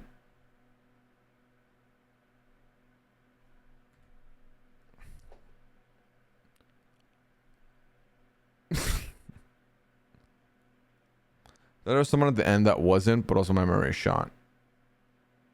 That was fun. Yeah, it was a little fun exercise there, right?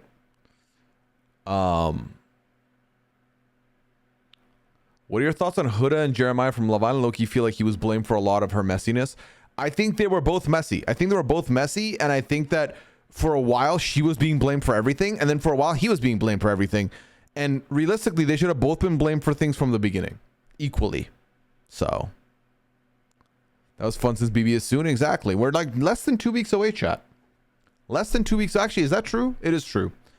No, we're exactly 2 weeks away. What am I saying? 2 weeks from now, Big Brother has begun already. I think Huda received way too much blame and hate in the community to miss. Right. What's funny is, Koali, I saw a chart that had every Love Island contestant's TikTok following since the show began, and Huda's like received the third most following in that time. Like, Huda's actively one of the more popular people coming out of the show. And I think Huda has a lot of loud haters though. If he's probably in an hour, in 2 weeks, yes. I got dental work on BB Premiere. I'm glad to have a reward for the suffering. There you go. Do we know if it's a one-night premiere, and do we know if it's a live move-in? We do not know any of those things, I don't think.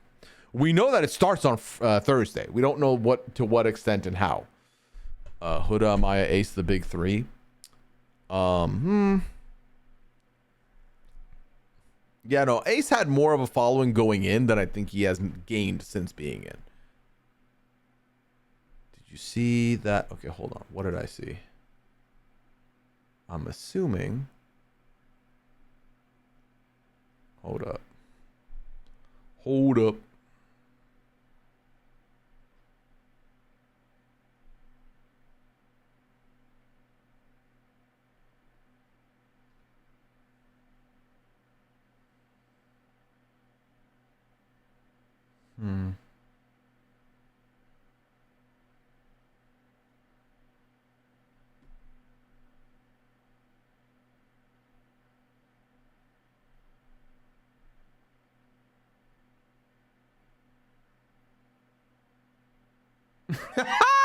Yep.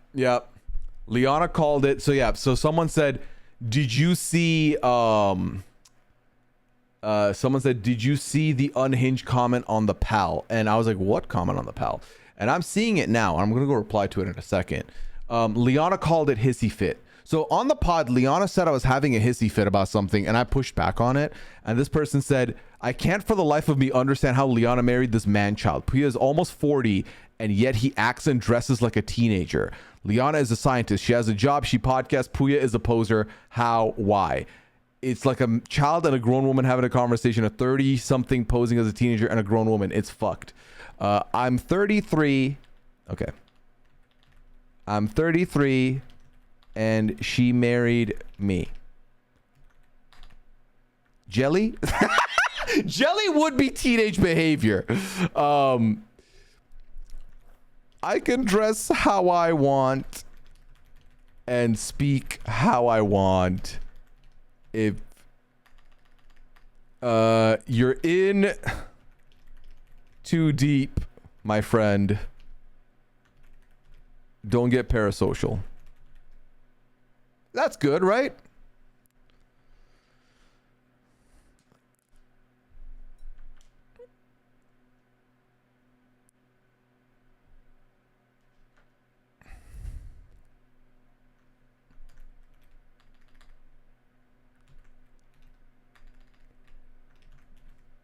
Scientists can't marry fun folks?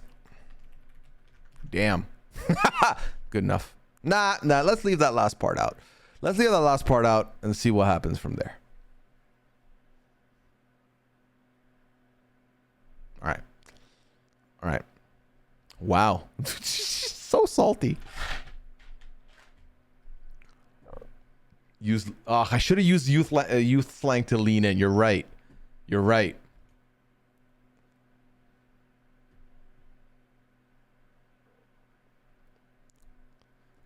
Some people have an odd perception of Pooya. I don't get it. I mean, I dress in hoodies. I wear my hat backwards. And like, you know, it's that thing of like Liana's the scientist, right? She's the adult, and I am not the adult. So I guess that's what it is. But yeah, damn. So much so much reflection put on me.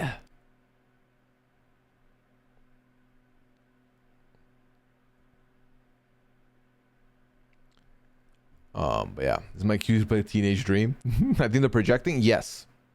Dressed like a teenager stream one. Apparently right now, Mandy. Apparently I'm dressed like a teenager right now. That's what I'm being told.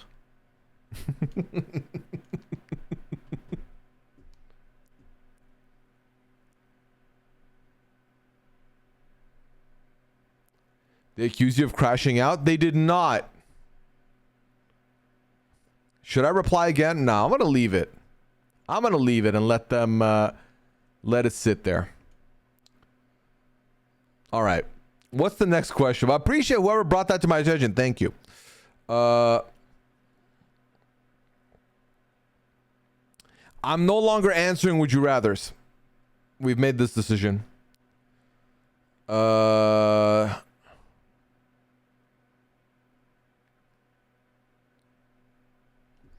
Okay, fuck, marry, kill. Someone put a fuck, marry, kill. I'm fine to answer that one. Please 21 Jump Street. Listen, if you're telling me that I can come off young, I'll take it. Fuck, marry, kill. Jeff Probst retires after 50 and Jimmy Fallon is the replacement is one of the options. RHAP does So You Think You Can Podcast 2 to add a new full-time podcaster. And Big Brother Canada comes back, but only if you play on the first season after the hiatus. I'm going to marry that idea. If I can save BB Can, I would do it for the squad. And to be technical with you, that's not BBUS. That's not Big Brother. That's Big Brother Canada. You know, people say Big Brother and then Big Brother Canada is a separate thing, meaning I do not have to watch all of them all. So I would do that easy. Let's get BB Can back on the air. I would marry RHAP doing So You Think You Can Podcast 2 to add a new full-time podcaster.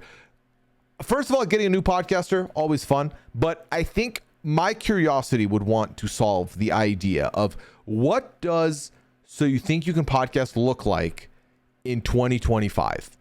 Because in 2016, it was drama. Not really from the participants. It was drama from the audience. People giving way too much of a raw idea on every person who they barely know. So I'm curious what that would look like in 2025. And like campaigns, fan cams, I think there's a lot more of a promotion now than before. And then kill Jeff Probst retires after 50 and actually, Jimmy Fallon becomes, I thought initially it was Jimmy Fallon, Jeff Probst becomes the host of Jimmy Fallon show, not realizing Jimmy Fallon becomes Jeff Probst. Fuck that. No, I just don't think that would be fun. Just fucking fake laughing at every fucking thing anyone says at Tribal. That would be brutal. No, thank you. It would take the seriousness out of Tribal for me. And if I miss Arissa, she is amazing. Agreed. Yeah, I'm reaching my 10-year anniversary of being with RHAP. Which we were around during that time. It was magical. It was weird. The energy was wild.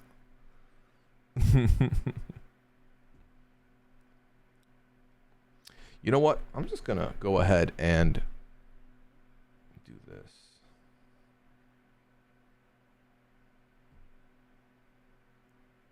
My favorite part is Pooya is a poser. How and why? With this comment, it really does give jealous.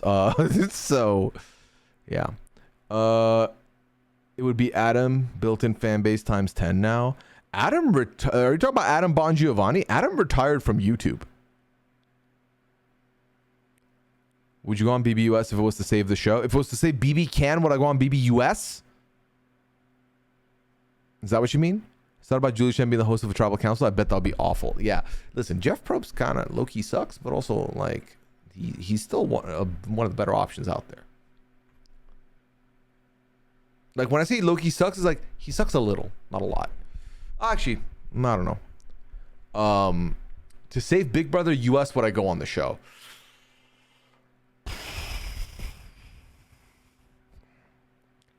You know, there are days where I feel like Big Brother US is lucky to still be on the air. I don't know about that. I'd have to really think about that. Would I eat 100 nuggets to say BB Can? Yes. To be clear, BB Can with feeds. I'm not eating no 100 nuggets for Big Brother Canada with no feeds again. Just because that just feels like a different show.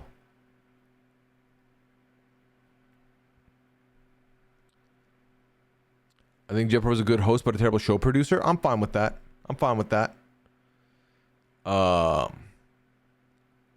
Would you want the fandom to blame you for Big Brother getting canceled? See, if everyone knows I could have saved it and didn't, then no, I would do it.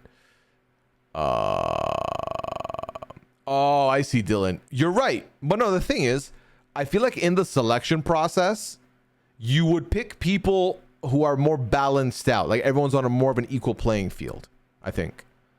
Would you eat 500 nuggets in 48 hours to say BB can with feeds and top tier cast? I mean, will I survive eating 500 nuggets in 48 hours? That is, you think that's a lot of time. That is not a lot of time. Like imagine I did 100 in a day and it was a lot. 500 nuggets, to be clear.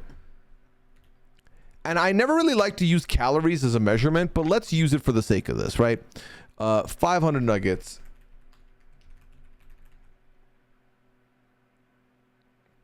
Ugh, is there not a calculator of chicken nugget calorie count? A 50 piece calories. How about McDonald's is a 50 piece, contains 2210. That doesn't seem right. They're saying 2,000 calories for 50 piece. That's 20,000 for 500. That is a lot. For 2 days? 2 days?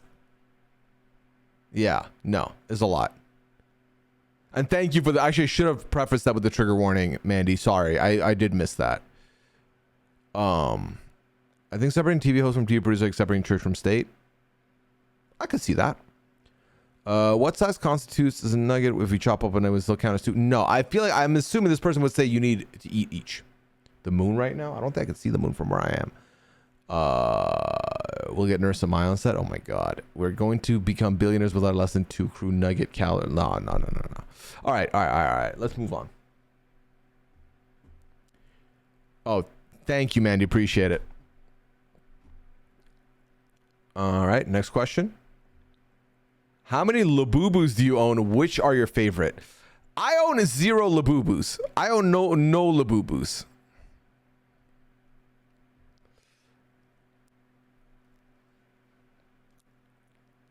I own no Labubus.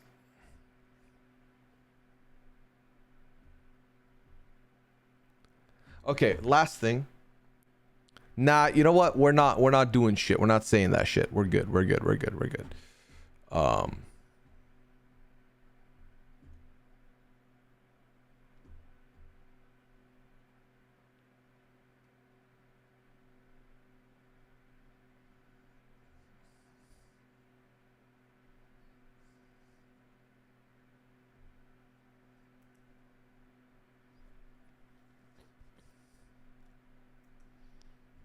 Labubus are creepy. I feel like getting a Labubu also has pal potential. Will it? I'm out on Labubus. They creep me out. Sorry. Who needs a Labubu when you have 100 missed teddies? That's true. That's true. Well, no longer. I'm going to be giving those away. I think I'm down to 0 missed teddies after all is said and done. I follow a weed artist on IG who makes mochable ones. Oh, dear Lord. Are they this generation Beanie Babies? I think so. I'm going to open it in incognito because I don't want to get recommended them.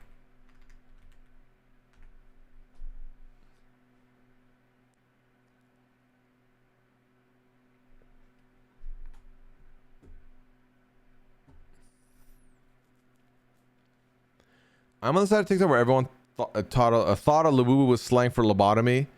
I didn't even know they were for a month. It's giving Labubu.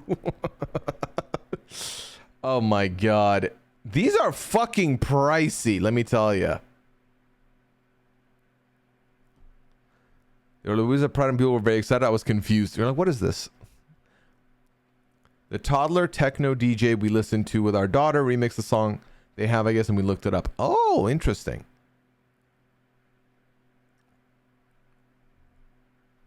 Interesting. Next question. Are you still talking to a therapist? Every week. Every week, my friends. Every week.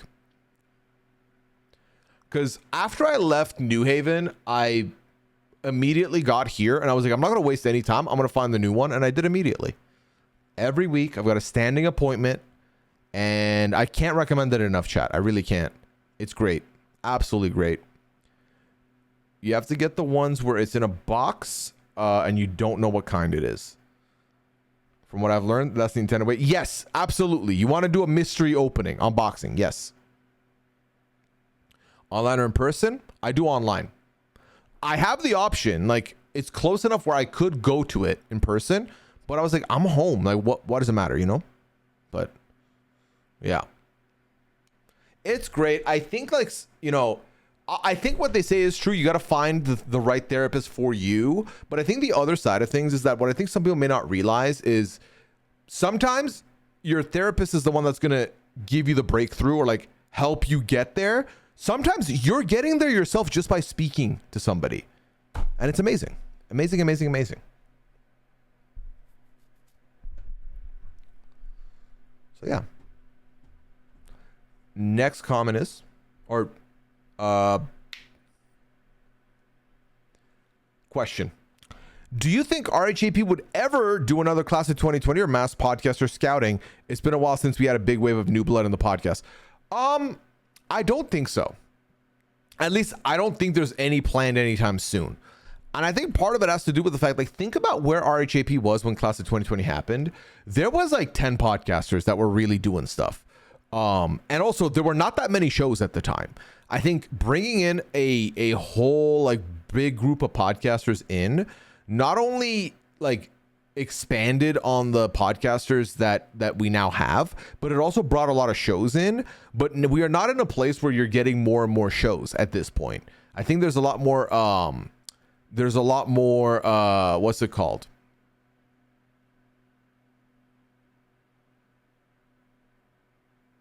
I feel like, what am I trying to say? There's no new shows coming. You know what I mean? There's no new shows coming really that need like more coverage around it. I feel like there's more podcasters than shows as of right now. It feels like.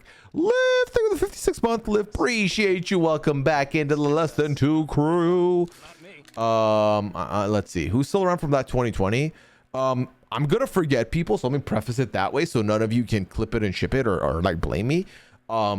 You've got Chappelle, Sasha, Asia, Mari, Jason Reed, AJ, Jacob Jones, I'm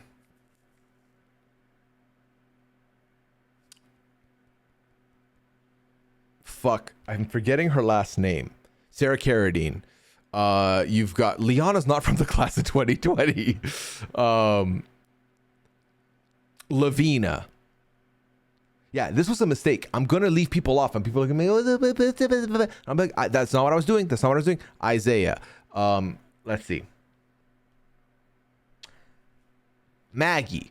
Literally fucking Maggie Morgan. Yes. Yeah. So, all those podcasters I just named and more, they came, like, they've been here less than 5 years or just around 5 years. And they're like, you can't picture the podcast without them now, you know? If you're trying to find an in-person therapist and gave up, I was supposed to start trying again today. This is motivational. Happy to hear it, Sunshine. Hope you find what you're looking for. If everyone had a therapist, the world would be in a better place. I agree. I started listening to class of 2020, so a world before Chappelle is strange to me. There we go. That's what I mean. It's like exactly 5 years, which is insane. Right. Around now is when we were meeting. And here's the wild thing, right? I was sitting in those interviews for like the Big Brother pods and for the Love pods, the 90-day pods, when we were doing the interviews. I was sitting in there with like 2.5 years of experience.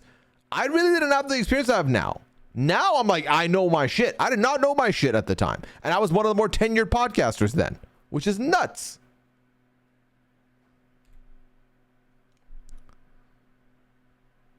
Matt Scott, by the way. Grace. What's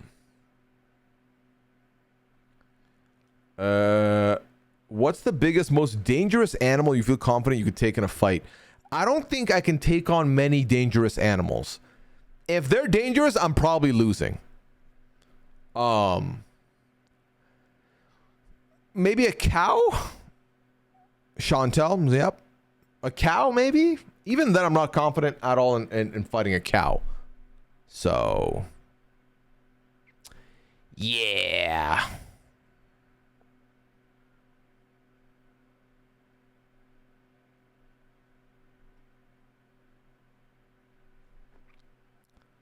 Is cow a dangerous animal? No, but it's the biggest animal I think I could fight. What's the game plan to down a cow? I don't know if we need to talk about that. I love when Rob did that though. An excellent example of using the platform to elevate other people. 100%. 100%. Cows can be dangerous, I'm sure. I don't doubt it. It was my listen. If I could truly give a true answer, I'd say nothing. I would say no. I could be nothing. But you know, if I have to give an answer, I'm just gonna throw a cow out there. And because I think in my head, I don't think a cow could catch up to me. Like if I kicked a cow, the cow can't retaliate in fast enough. I'll be like away from it. But I've also never seen a cow run, and I feel like if I Google that and the cows can run, I'm gonna be terrified. So, yeah. Don't tip the cow. Okay, I will. When the cow presents me with the card machine, I'm gonna click 0%. Not gonna tip the cow.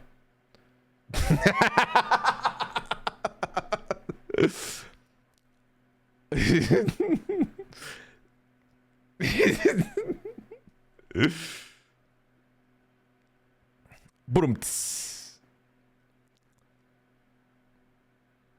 Cows are like big puppy dogs. I love them, and I hate that I love to eat them. But yeah, no, I hope you know that cow tipping is now that you moved to the Midwest. I've heard of it. Let me Google it on incognito. Cow tipping. Pushing over a sleeping cow is largely considered to be an urban legend. Cows don't typically sleep standing up, and even if they did, they are far too large and sturdy for a person to push over. The idea that rural youth engage in this activity due to boredom is also a stereotype. Interesting. Interesting. You should rewatch your first podcast. Stephanie, I've done that. It was tough. It was a hard watch. It was a very hard watch. You need to watch Alveus Sanctuary on Twitch. They have a cow they've raised since birth. I have it on when I'm sleeping. Alveus is amazing. And Maya is an amazing content creator.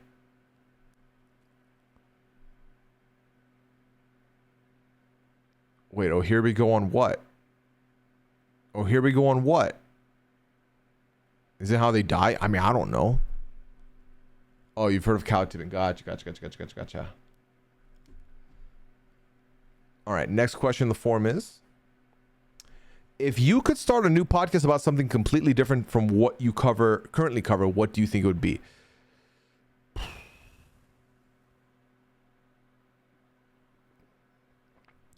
I think there's a world where I could have been a podcaster about soccer. I think I have good ball knowledge for football. I think that could have been where I ended up.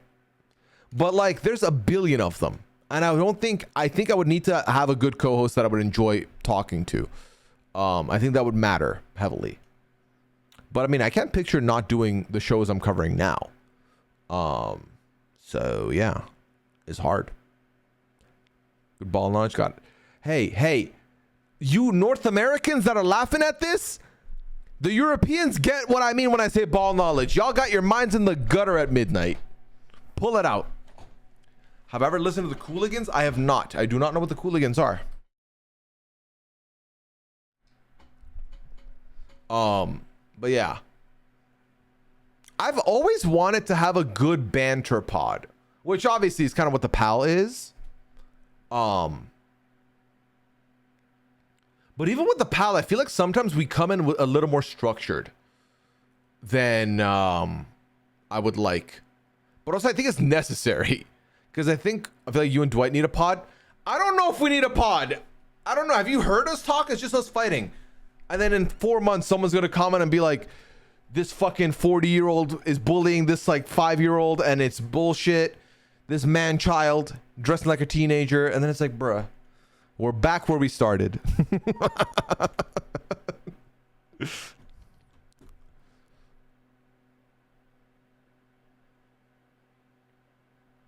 Manifesting a Twitch.tv/ Lianaism date everything stream one day. Don't get attached to that idea. I think Liana is truly retired from streaming. You and Dwight need a soundboard. That's the name of the pod. Pooya and Dwight need a soundboard. Padnas. Padnas would be the shorthand. That's not bad.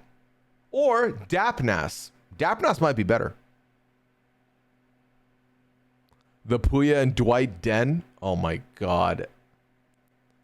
Oh my god. The Leanimals days were fun, but I get her being retired. Yeah, she's moved on. She's moved on to the world of science and other podcasts. Because like Liana, that was like a lockdown project for Liana, and then she got really into it. And then when Liana is a little more Mandy. And like Liana's a lot more like, you know, unlock the levels and get the items, like hit the objectives and stuff. And so I remember very vividly, Liana like went all in and was like streaming proper. She was doing different content. She was trying new things. And I was like, damn, Liana low-key the competition. Like she's killing it. But she like got all the metrics done. She like ticked all the boxes for Twitch partner. She applied for Twitch partner and they basically replied and said, this is good, keep going and apply again in a month or two. And she was like, I do not have a month or two to do this. I'm not doing that. So then she like kind of quietly stopped doing that. So that and like life got like, you know, again, got in the way. Not got in the way, but like got more serious. Streaming is a lot. I mean, it is. It's not for everybody for sure, but Liana was having a good time with it. But I think also Liana, one of the things she always like compliments me with is she was like, I don't know how you do it like for hours on end, and how do you keep talking the whole time? Like, how do you? Because she was more like, how are you just chatting? How are you not playing a game or something? I was like, I don't know. It's how I do. It's what I do. So, yeah. All right, we have two more questions in the form right now. The next one is, am I following the Puffy trail? Is that the Diddy trial? Oh, sorry, I said trail, I meant trial. I'm not keeping up with it, no. Her streams were very fun. I'm glad she tried it and had. Yes, her streams were good. Mandy, this is the unbelievable thing about that. Liana streamed for, actually, let me look it up. Let me look up how many months Liana streamed for. Liana streamed for, okay. So Liana started streaming. Hold on. It's trying to verify that I'm a human before it tells me. Okay. So Liana started streaming on the 17th of January, 2021. 17th of January, 2021. Okay. She then streamed all the way till about June of 2021. She streamed for about 6 months. Not like a lot.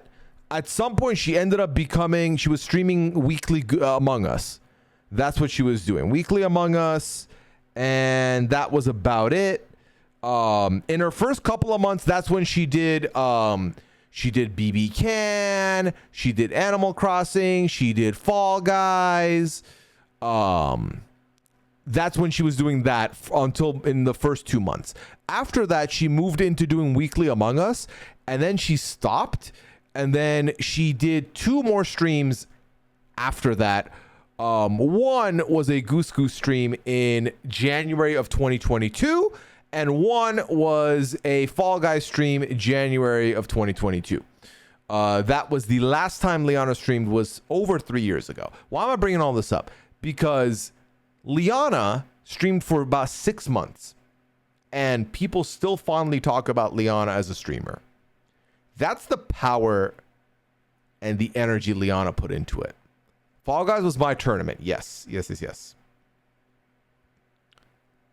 But she did some question where she did, because I believe I still have access to that form as well.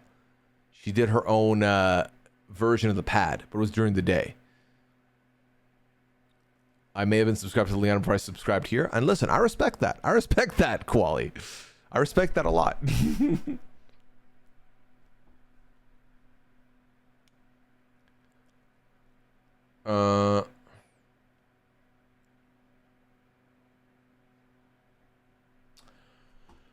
So someone's asking a question that it could be deemed a little personal, but I kind of talked about it yesterday on stream. So if you want to know about all of that, check out the stream from yesterday where I talk about it a little bit.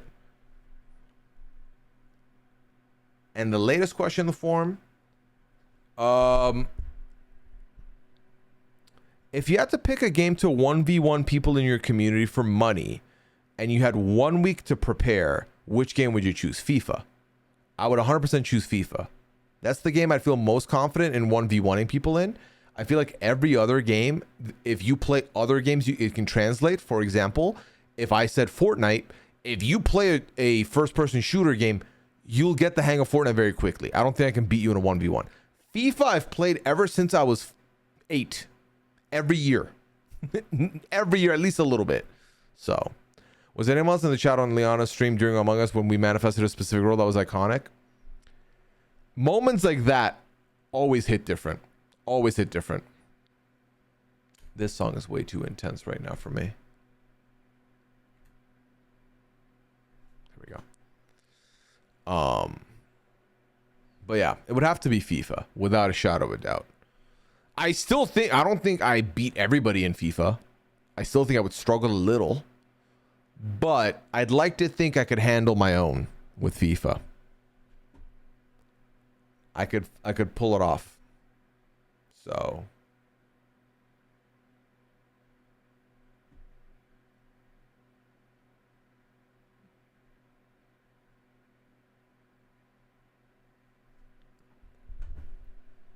it was a witchy moment.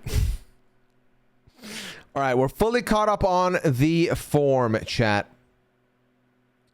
There used to be an edit of it on YouTube, but I don't know if that channel still exists. Oh, is that its channel? I think that's still somewhere, right? Damn, Mandy, you quick with it.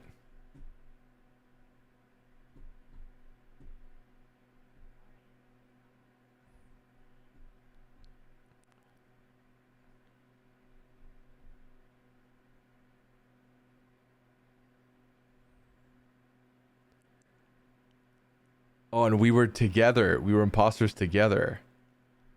Ugh, being imposters with Liana was the best feeling, immediately followed by the worst feeling. The best because I'm imposters with fucking Liana, and I love that. The worst feeling because now I don't want to lose. I'm about to sweat it out because I want to win with Liana. And if I lose, I'm gonna be big sad. So I feel it.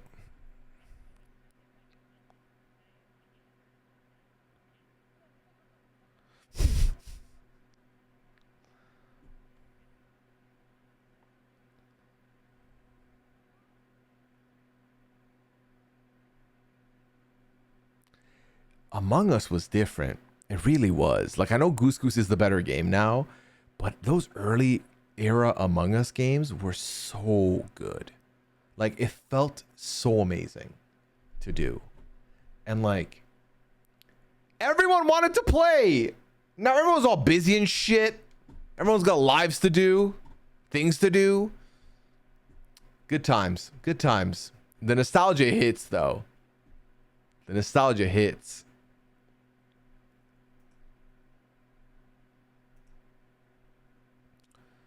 No proc chat meetings made it chaotic too. Oh my god. The Discord, the yelling of like, mute, when every game happened. So.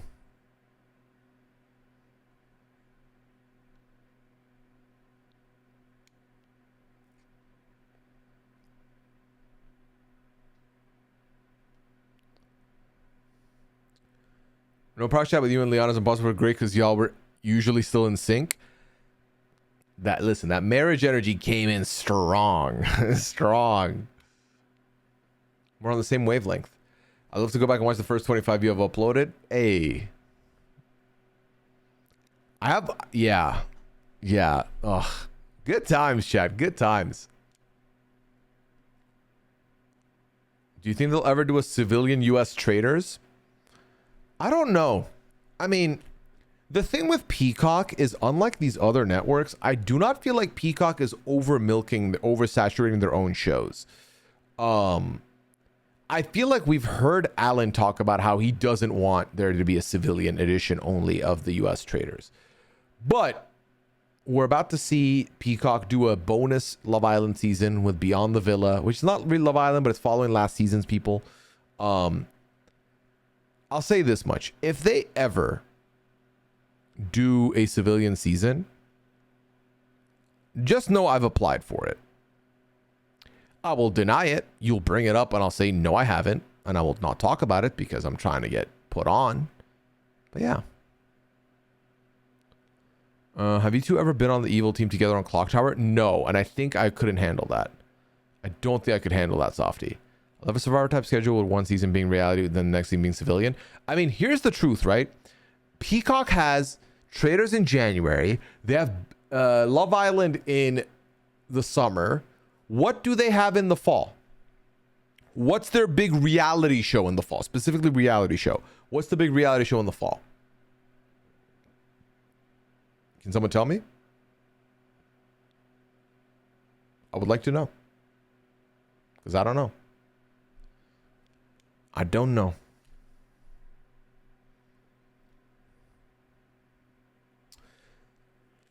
Traders UK is about to do a civilian celebrity edition here, so the US could too. Exactly. You could play on a civilian team with Sam Asghari's relative. That would be brutal. Traders Canada kind of fills that civilian spot. Most of the reality stars they bring aren't going to feel famous for most people. Yes, but it's still not like counted as part of the US content, you know? Do you ever think you'll move on from Goose Goose to try a different game in the Sunday slot? Unlikely. I'll say this much. If we move on from Goose Goose, I don't think we're doing a weekly Sunday stream anymore. I think it'll become a lot more selective on the Sunday streams. Because there's not a lot of games out there that allow for up to 16 people to just play and do what we do with Goose Goose. I think the fact that Goose Goose is also free to play is huge, and that's a big part of it. Now I recognize I think there's fatigue for Goose Goose, not just from from the players, but also the audience perhaps. But I think that it's very hard to recreate that formula of having 10 to 12 people play a game that is very low stakes, that is very quick paced, and can just be a place to farm laughs and just good vibes. That is free and accessible to every player. I think it's very hard to recreate that. So if Goose Goose was to fall off, or if I was to move from it, it would be a lot more of a sporadic, like maybe once bi-weekly we would do a different game with like 5 people, and then a week after that maybe do a different game with other people. It would become a little more like we're like what's the word I'm looking for? Goldilocks-ing it to find the next thing. You know? That's kind of how where I see it going, or how I see it being.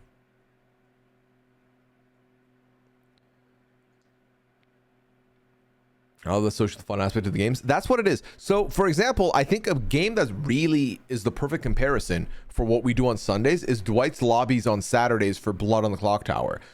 There's a big key difference in that. Blood on the Clock Tower is a more intense game, higher stakes for sure. There is comedy in it, there's funny in it, but there's also stress, and there's also a lot more of a less forgiving, like you can't just like fucking, like you're not going to sabotage the good team on purpose for the laughs. Whereas I will actively do dumb shit to make myself laugh. So yeah, you have to pay attention. You can't switch your mind off. Goose Goose, you can absolutely switch your mind off and just tune out, do your own thing. So yeah, there are more moving parts in Clock Tower. Exactly. And Clock Tower will play like 2 games a session, maybe.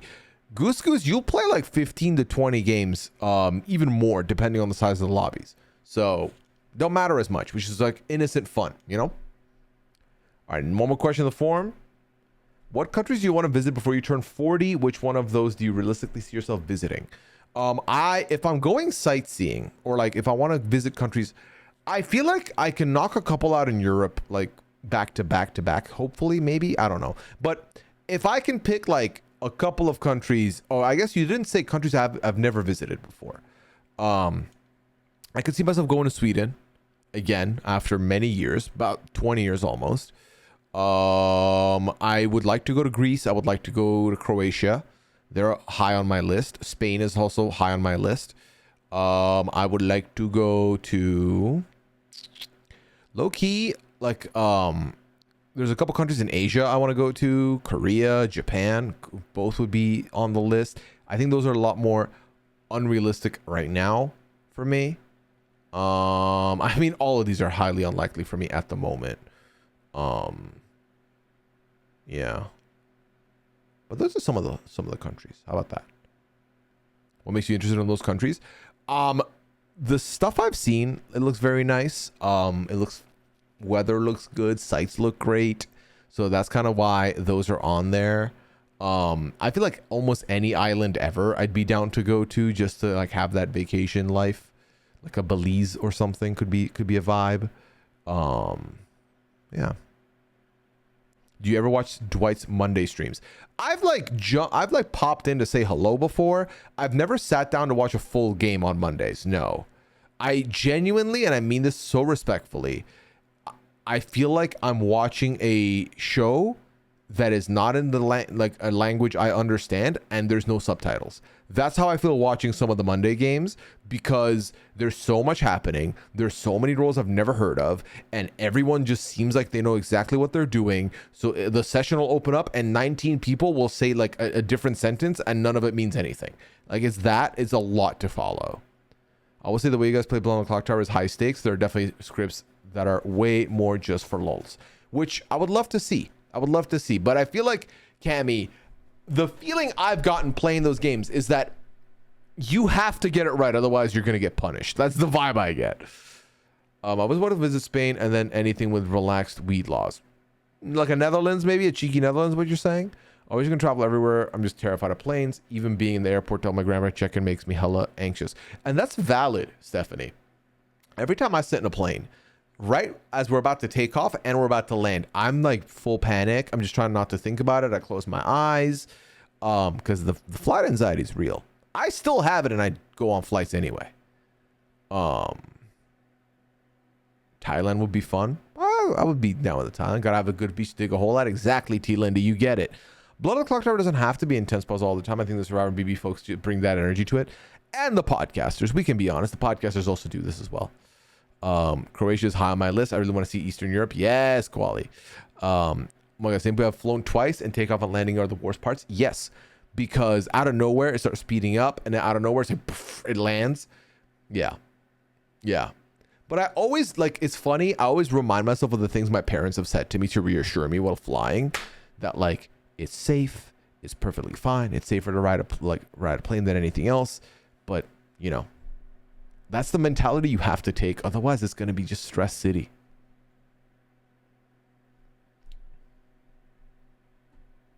All right, we're fully caught up with the form now, which is good.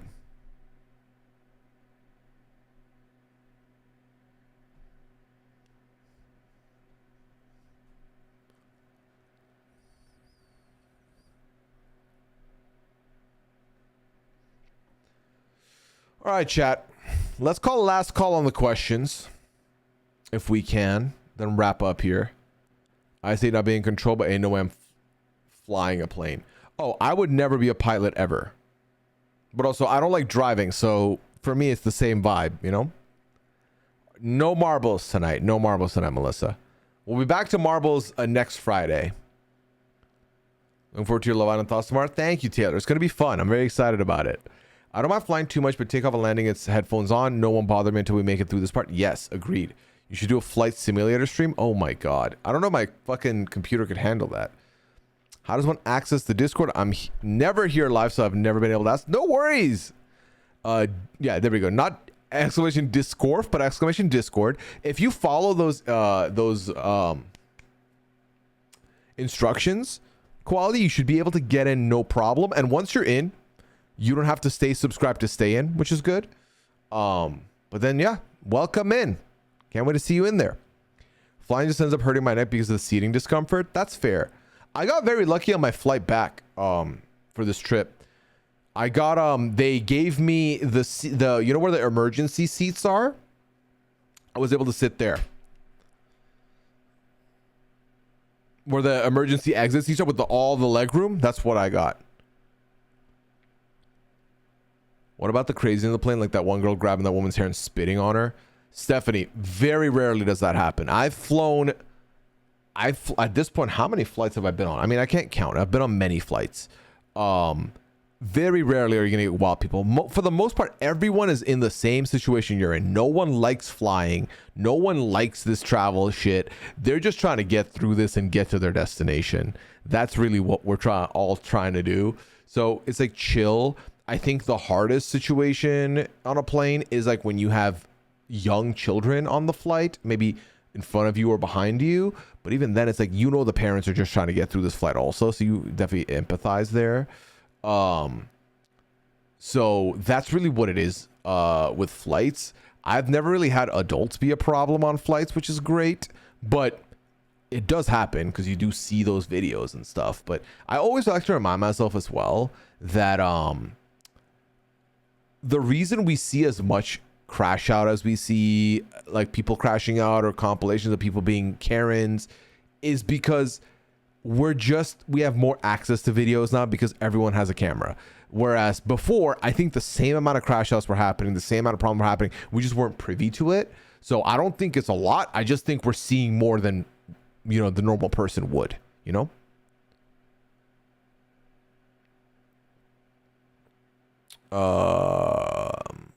I fly a couple times a year, at least for work, and I've thankfully never had a situation like that with people. There we go.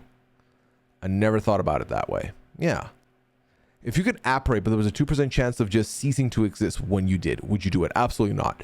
I'm somebody who, if you see me ever where there's a deck of cards and I'm in that room, I'm the guy that'll randomly grab the deck of cards and be like 7 of clubs. And believe me, I do this a lot. And 99% of the time, I'm not hitting that number. But I've hit that number. I've been like Jack of Hearts, and it's been the Jack of Hearts. So I'm someone who definitely goes, that 1% chance prevents me from doing things. Sometimes it does. You can also see the same bids recirculated. Absolutely, Cammy. Absolutely, you could. People don't film and go viral for being normal on a plane. Exactly. You know which videos we don't see on our For You page? People just having a snack and being quiet. But yeah, I watched the Game 7 of the NBA Finals on the plane. It was sad. Just because it felt like it was not as competitive as I was hoping for. I mean, hundreds and hundreds of flights happen each day, but because of the internet and social media, the incidents stick out. Of course. If I could apparate teleport, I'd want to do it regularly, so that 2% is a huge risk. Exactly, Mandy. Exactly. Like, I would use imagine, because the times where you're going to use an apparition or a teleportation is, if you're not using it all the time, is in case of emergency, right? So if you're like, oh my, like if you get a phone call, it's like, oh my God, like I'm being robbed or some emergency and you got to go. Could you imagine how much it sucks if you go to apparate to help that person and then you fucking don't make it to that? Nah, man, fuck that. I am not risking it. Nope. I'm only doing it if it's guaranteed I'll make it to the other side. I just disappear like I'm fucking Kevin McAllister's parents. Fuck that. Feels bad for Halliburton getting hurt, even though I didn't want the Pacers to win. T. Lindy, that's exactly it. Watching Halliburton go down like that, and then finding out that this injury is going to potentially sideline him the rest of the new season too. Heartbreaking. Heart fucking breaking, especially after the push he had in the playoffs.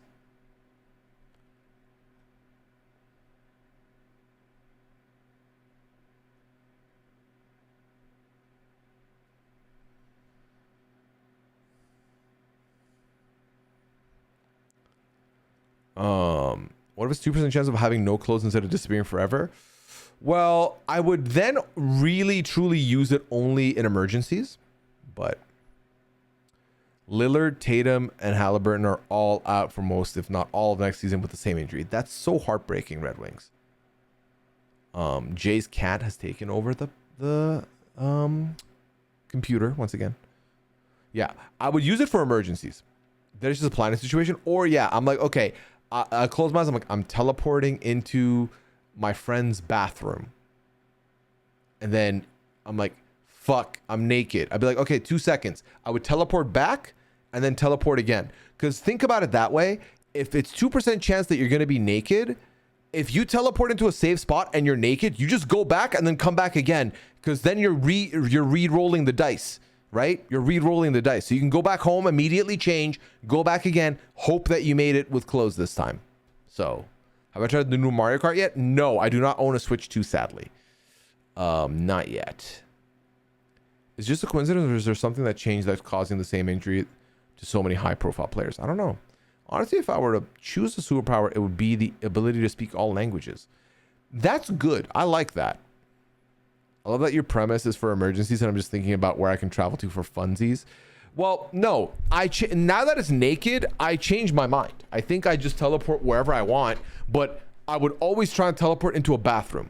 You know, like, I'm not teleporting into like fucking, I'm like, oh, I want to go to New York. I'm not teleporting into fucking Times Square and then I'm naked suddenly. You know, you don't want that. Because again, you can immediately reroll. You can go in, come out, go back in. Yeah, so that's why I'm like, okay, blank's bathroom. Because then, worst case scenario, oops, I'm naked, be right back, and then come back. Yeah. Was this just my power, or is this a universal power? No, everybody doesn't have it, because then it gets normalized, right? Then it's like, well, we're all gonna have a chance of being naked anyway. Like, you gotta have the I don't want to be naked, not fear, but like, you know, then it's like, then it's no longer a risk if everyone's like, we do this all the time. Like, oh, we're just naked 2% of the time now as a society. You need a fancy bathroom, like a hotel room with a robe at least? No, because Sama, you teleport in, you're like, oh shit, I'm naked. Then you teleport out immediately back home, and then you wear clothes again, you teleport right back in. Boom.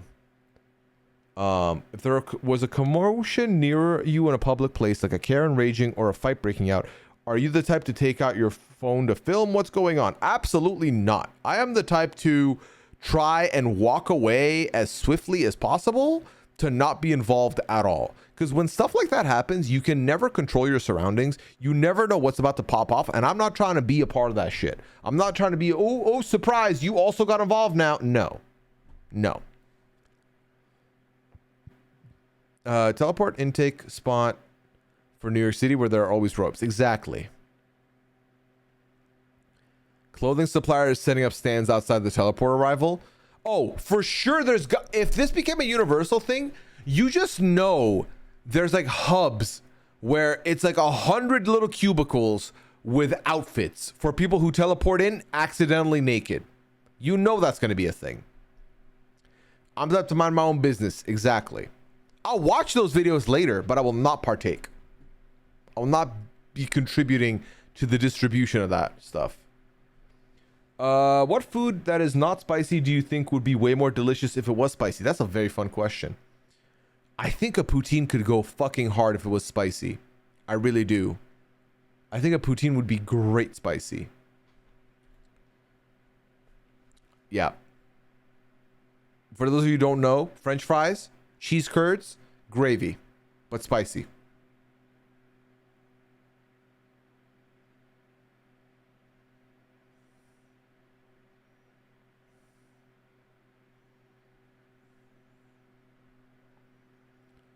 Great answer. Thank you. Brown gravy, right? Yes. I've been putting chili flakes on my Kraft mac and cheese lately, and it's a game changer.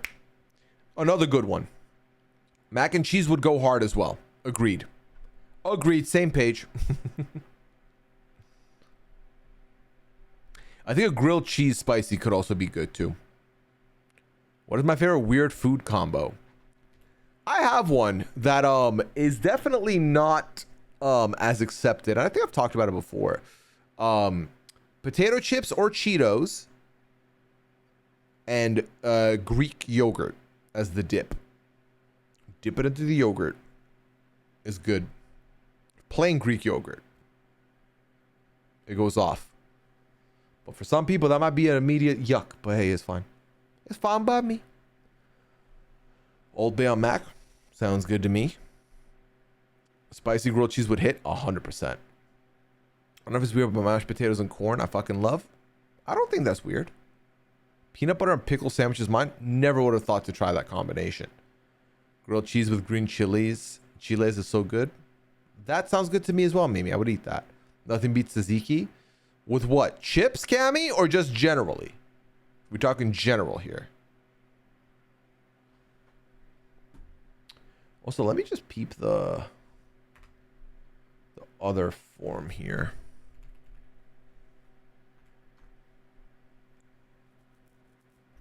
Because I mean, there's a big chance there's no new things in the feedback form, but in the event that it is, and I can address it right now, might as well, you know. All right, we do have, I think, one new thing. Ooh, it's a recommendation. Cool. Okay, I'll check it out. Ketchup and crunchy Cheetos are my weirdest food combo. Ooh, interesting. So I checked out earlier about a gin and pickle juice combo. That's also on my try something different list. Okay. Yeah, outside of that, I don't really have a lot of weird combinations that I can think of off the top of the dome. Yeah. I guess I'm not as adventurous in food stuff. Cause like, you know, like when you get stoned, a lot of people are like, you like have like weird stoner food combinations. I would just have a lot of food. So it wouldn't so much be a combination. It would just be like, yeah, I will eat like pizza, hella pizza, and then I'll eat like yogurt, and then I'll eat this. Like it would just be like a weird combination of foods to have in like the same sitting or time span, as opposed to like a mix and match of like, ooh, milk and this kind of thing. The other day I went to Sam's and they were handing out samples of graham crackers and peanut butter. It was so good. That somehow doesn't sound weird to me. But I guess it's because I'm thinking of like biscuit and peanut butter would go well. But you know, papaya was good, yo. But yeah, that combination could be interesting to me.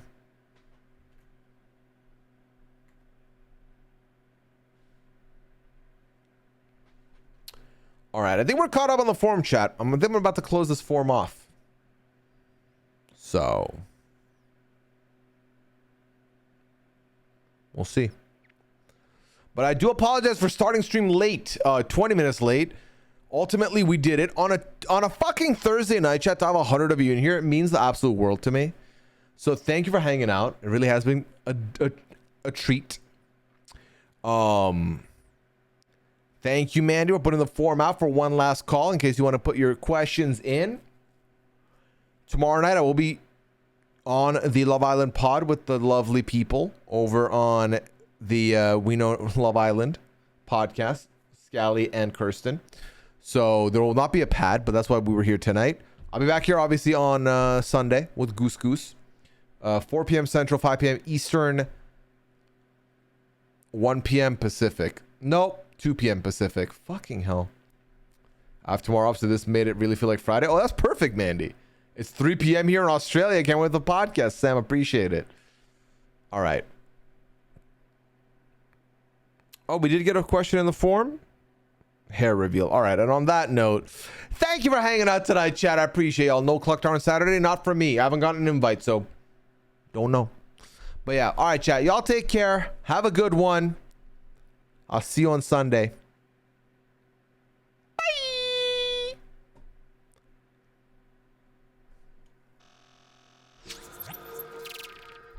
And remember, chat, may you never have a hater. May you never have somebody that you're living in their mind rent free. May you never have somebody who forgets the energy one can have and misplaces good energy with teenager, or misplaces banter for marital issues. Not Julie Chen ass quote. Cammy, let me end on a positive note, Cammy. Love one another. But most importantly, if you have a hater, may you know how to clap back so hard that they feel embarrassed for clapping forward in the first place. Okay? Godspeed. Yeah. I can't believe. All right. Anyway.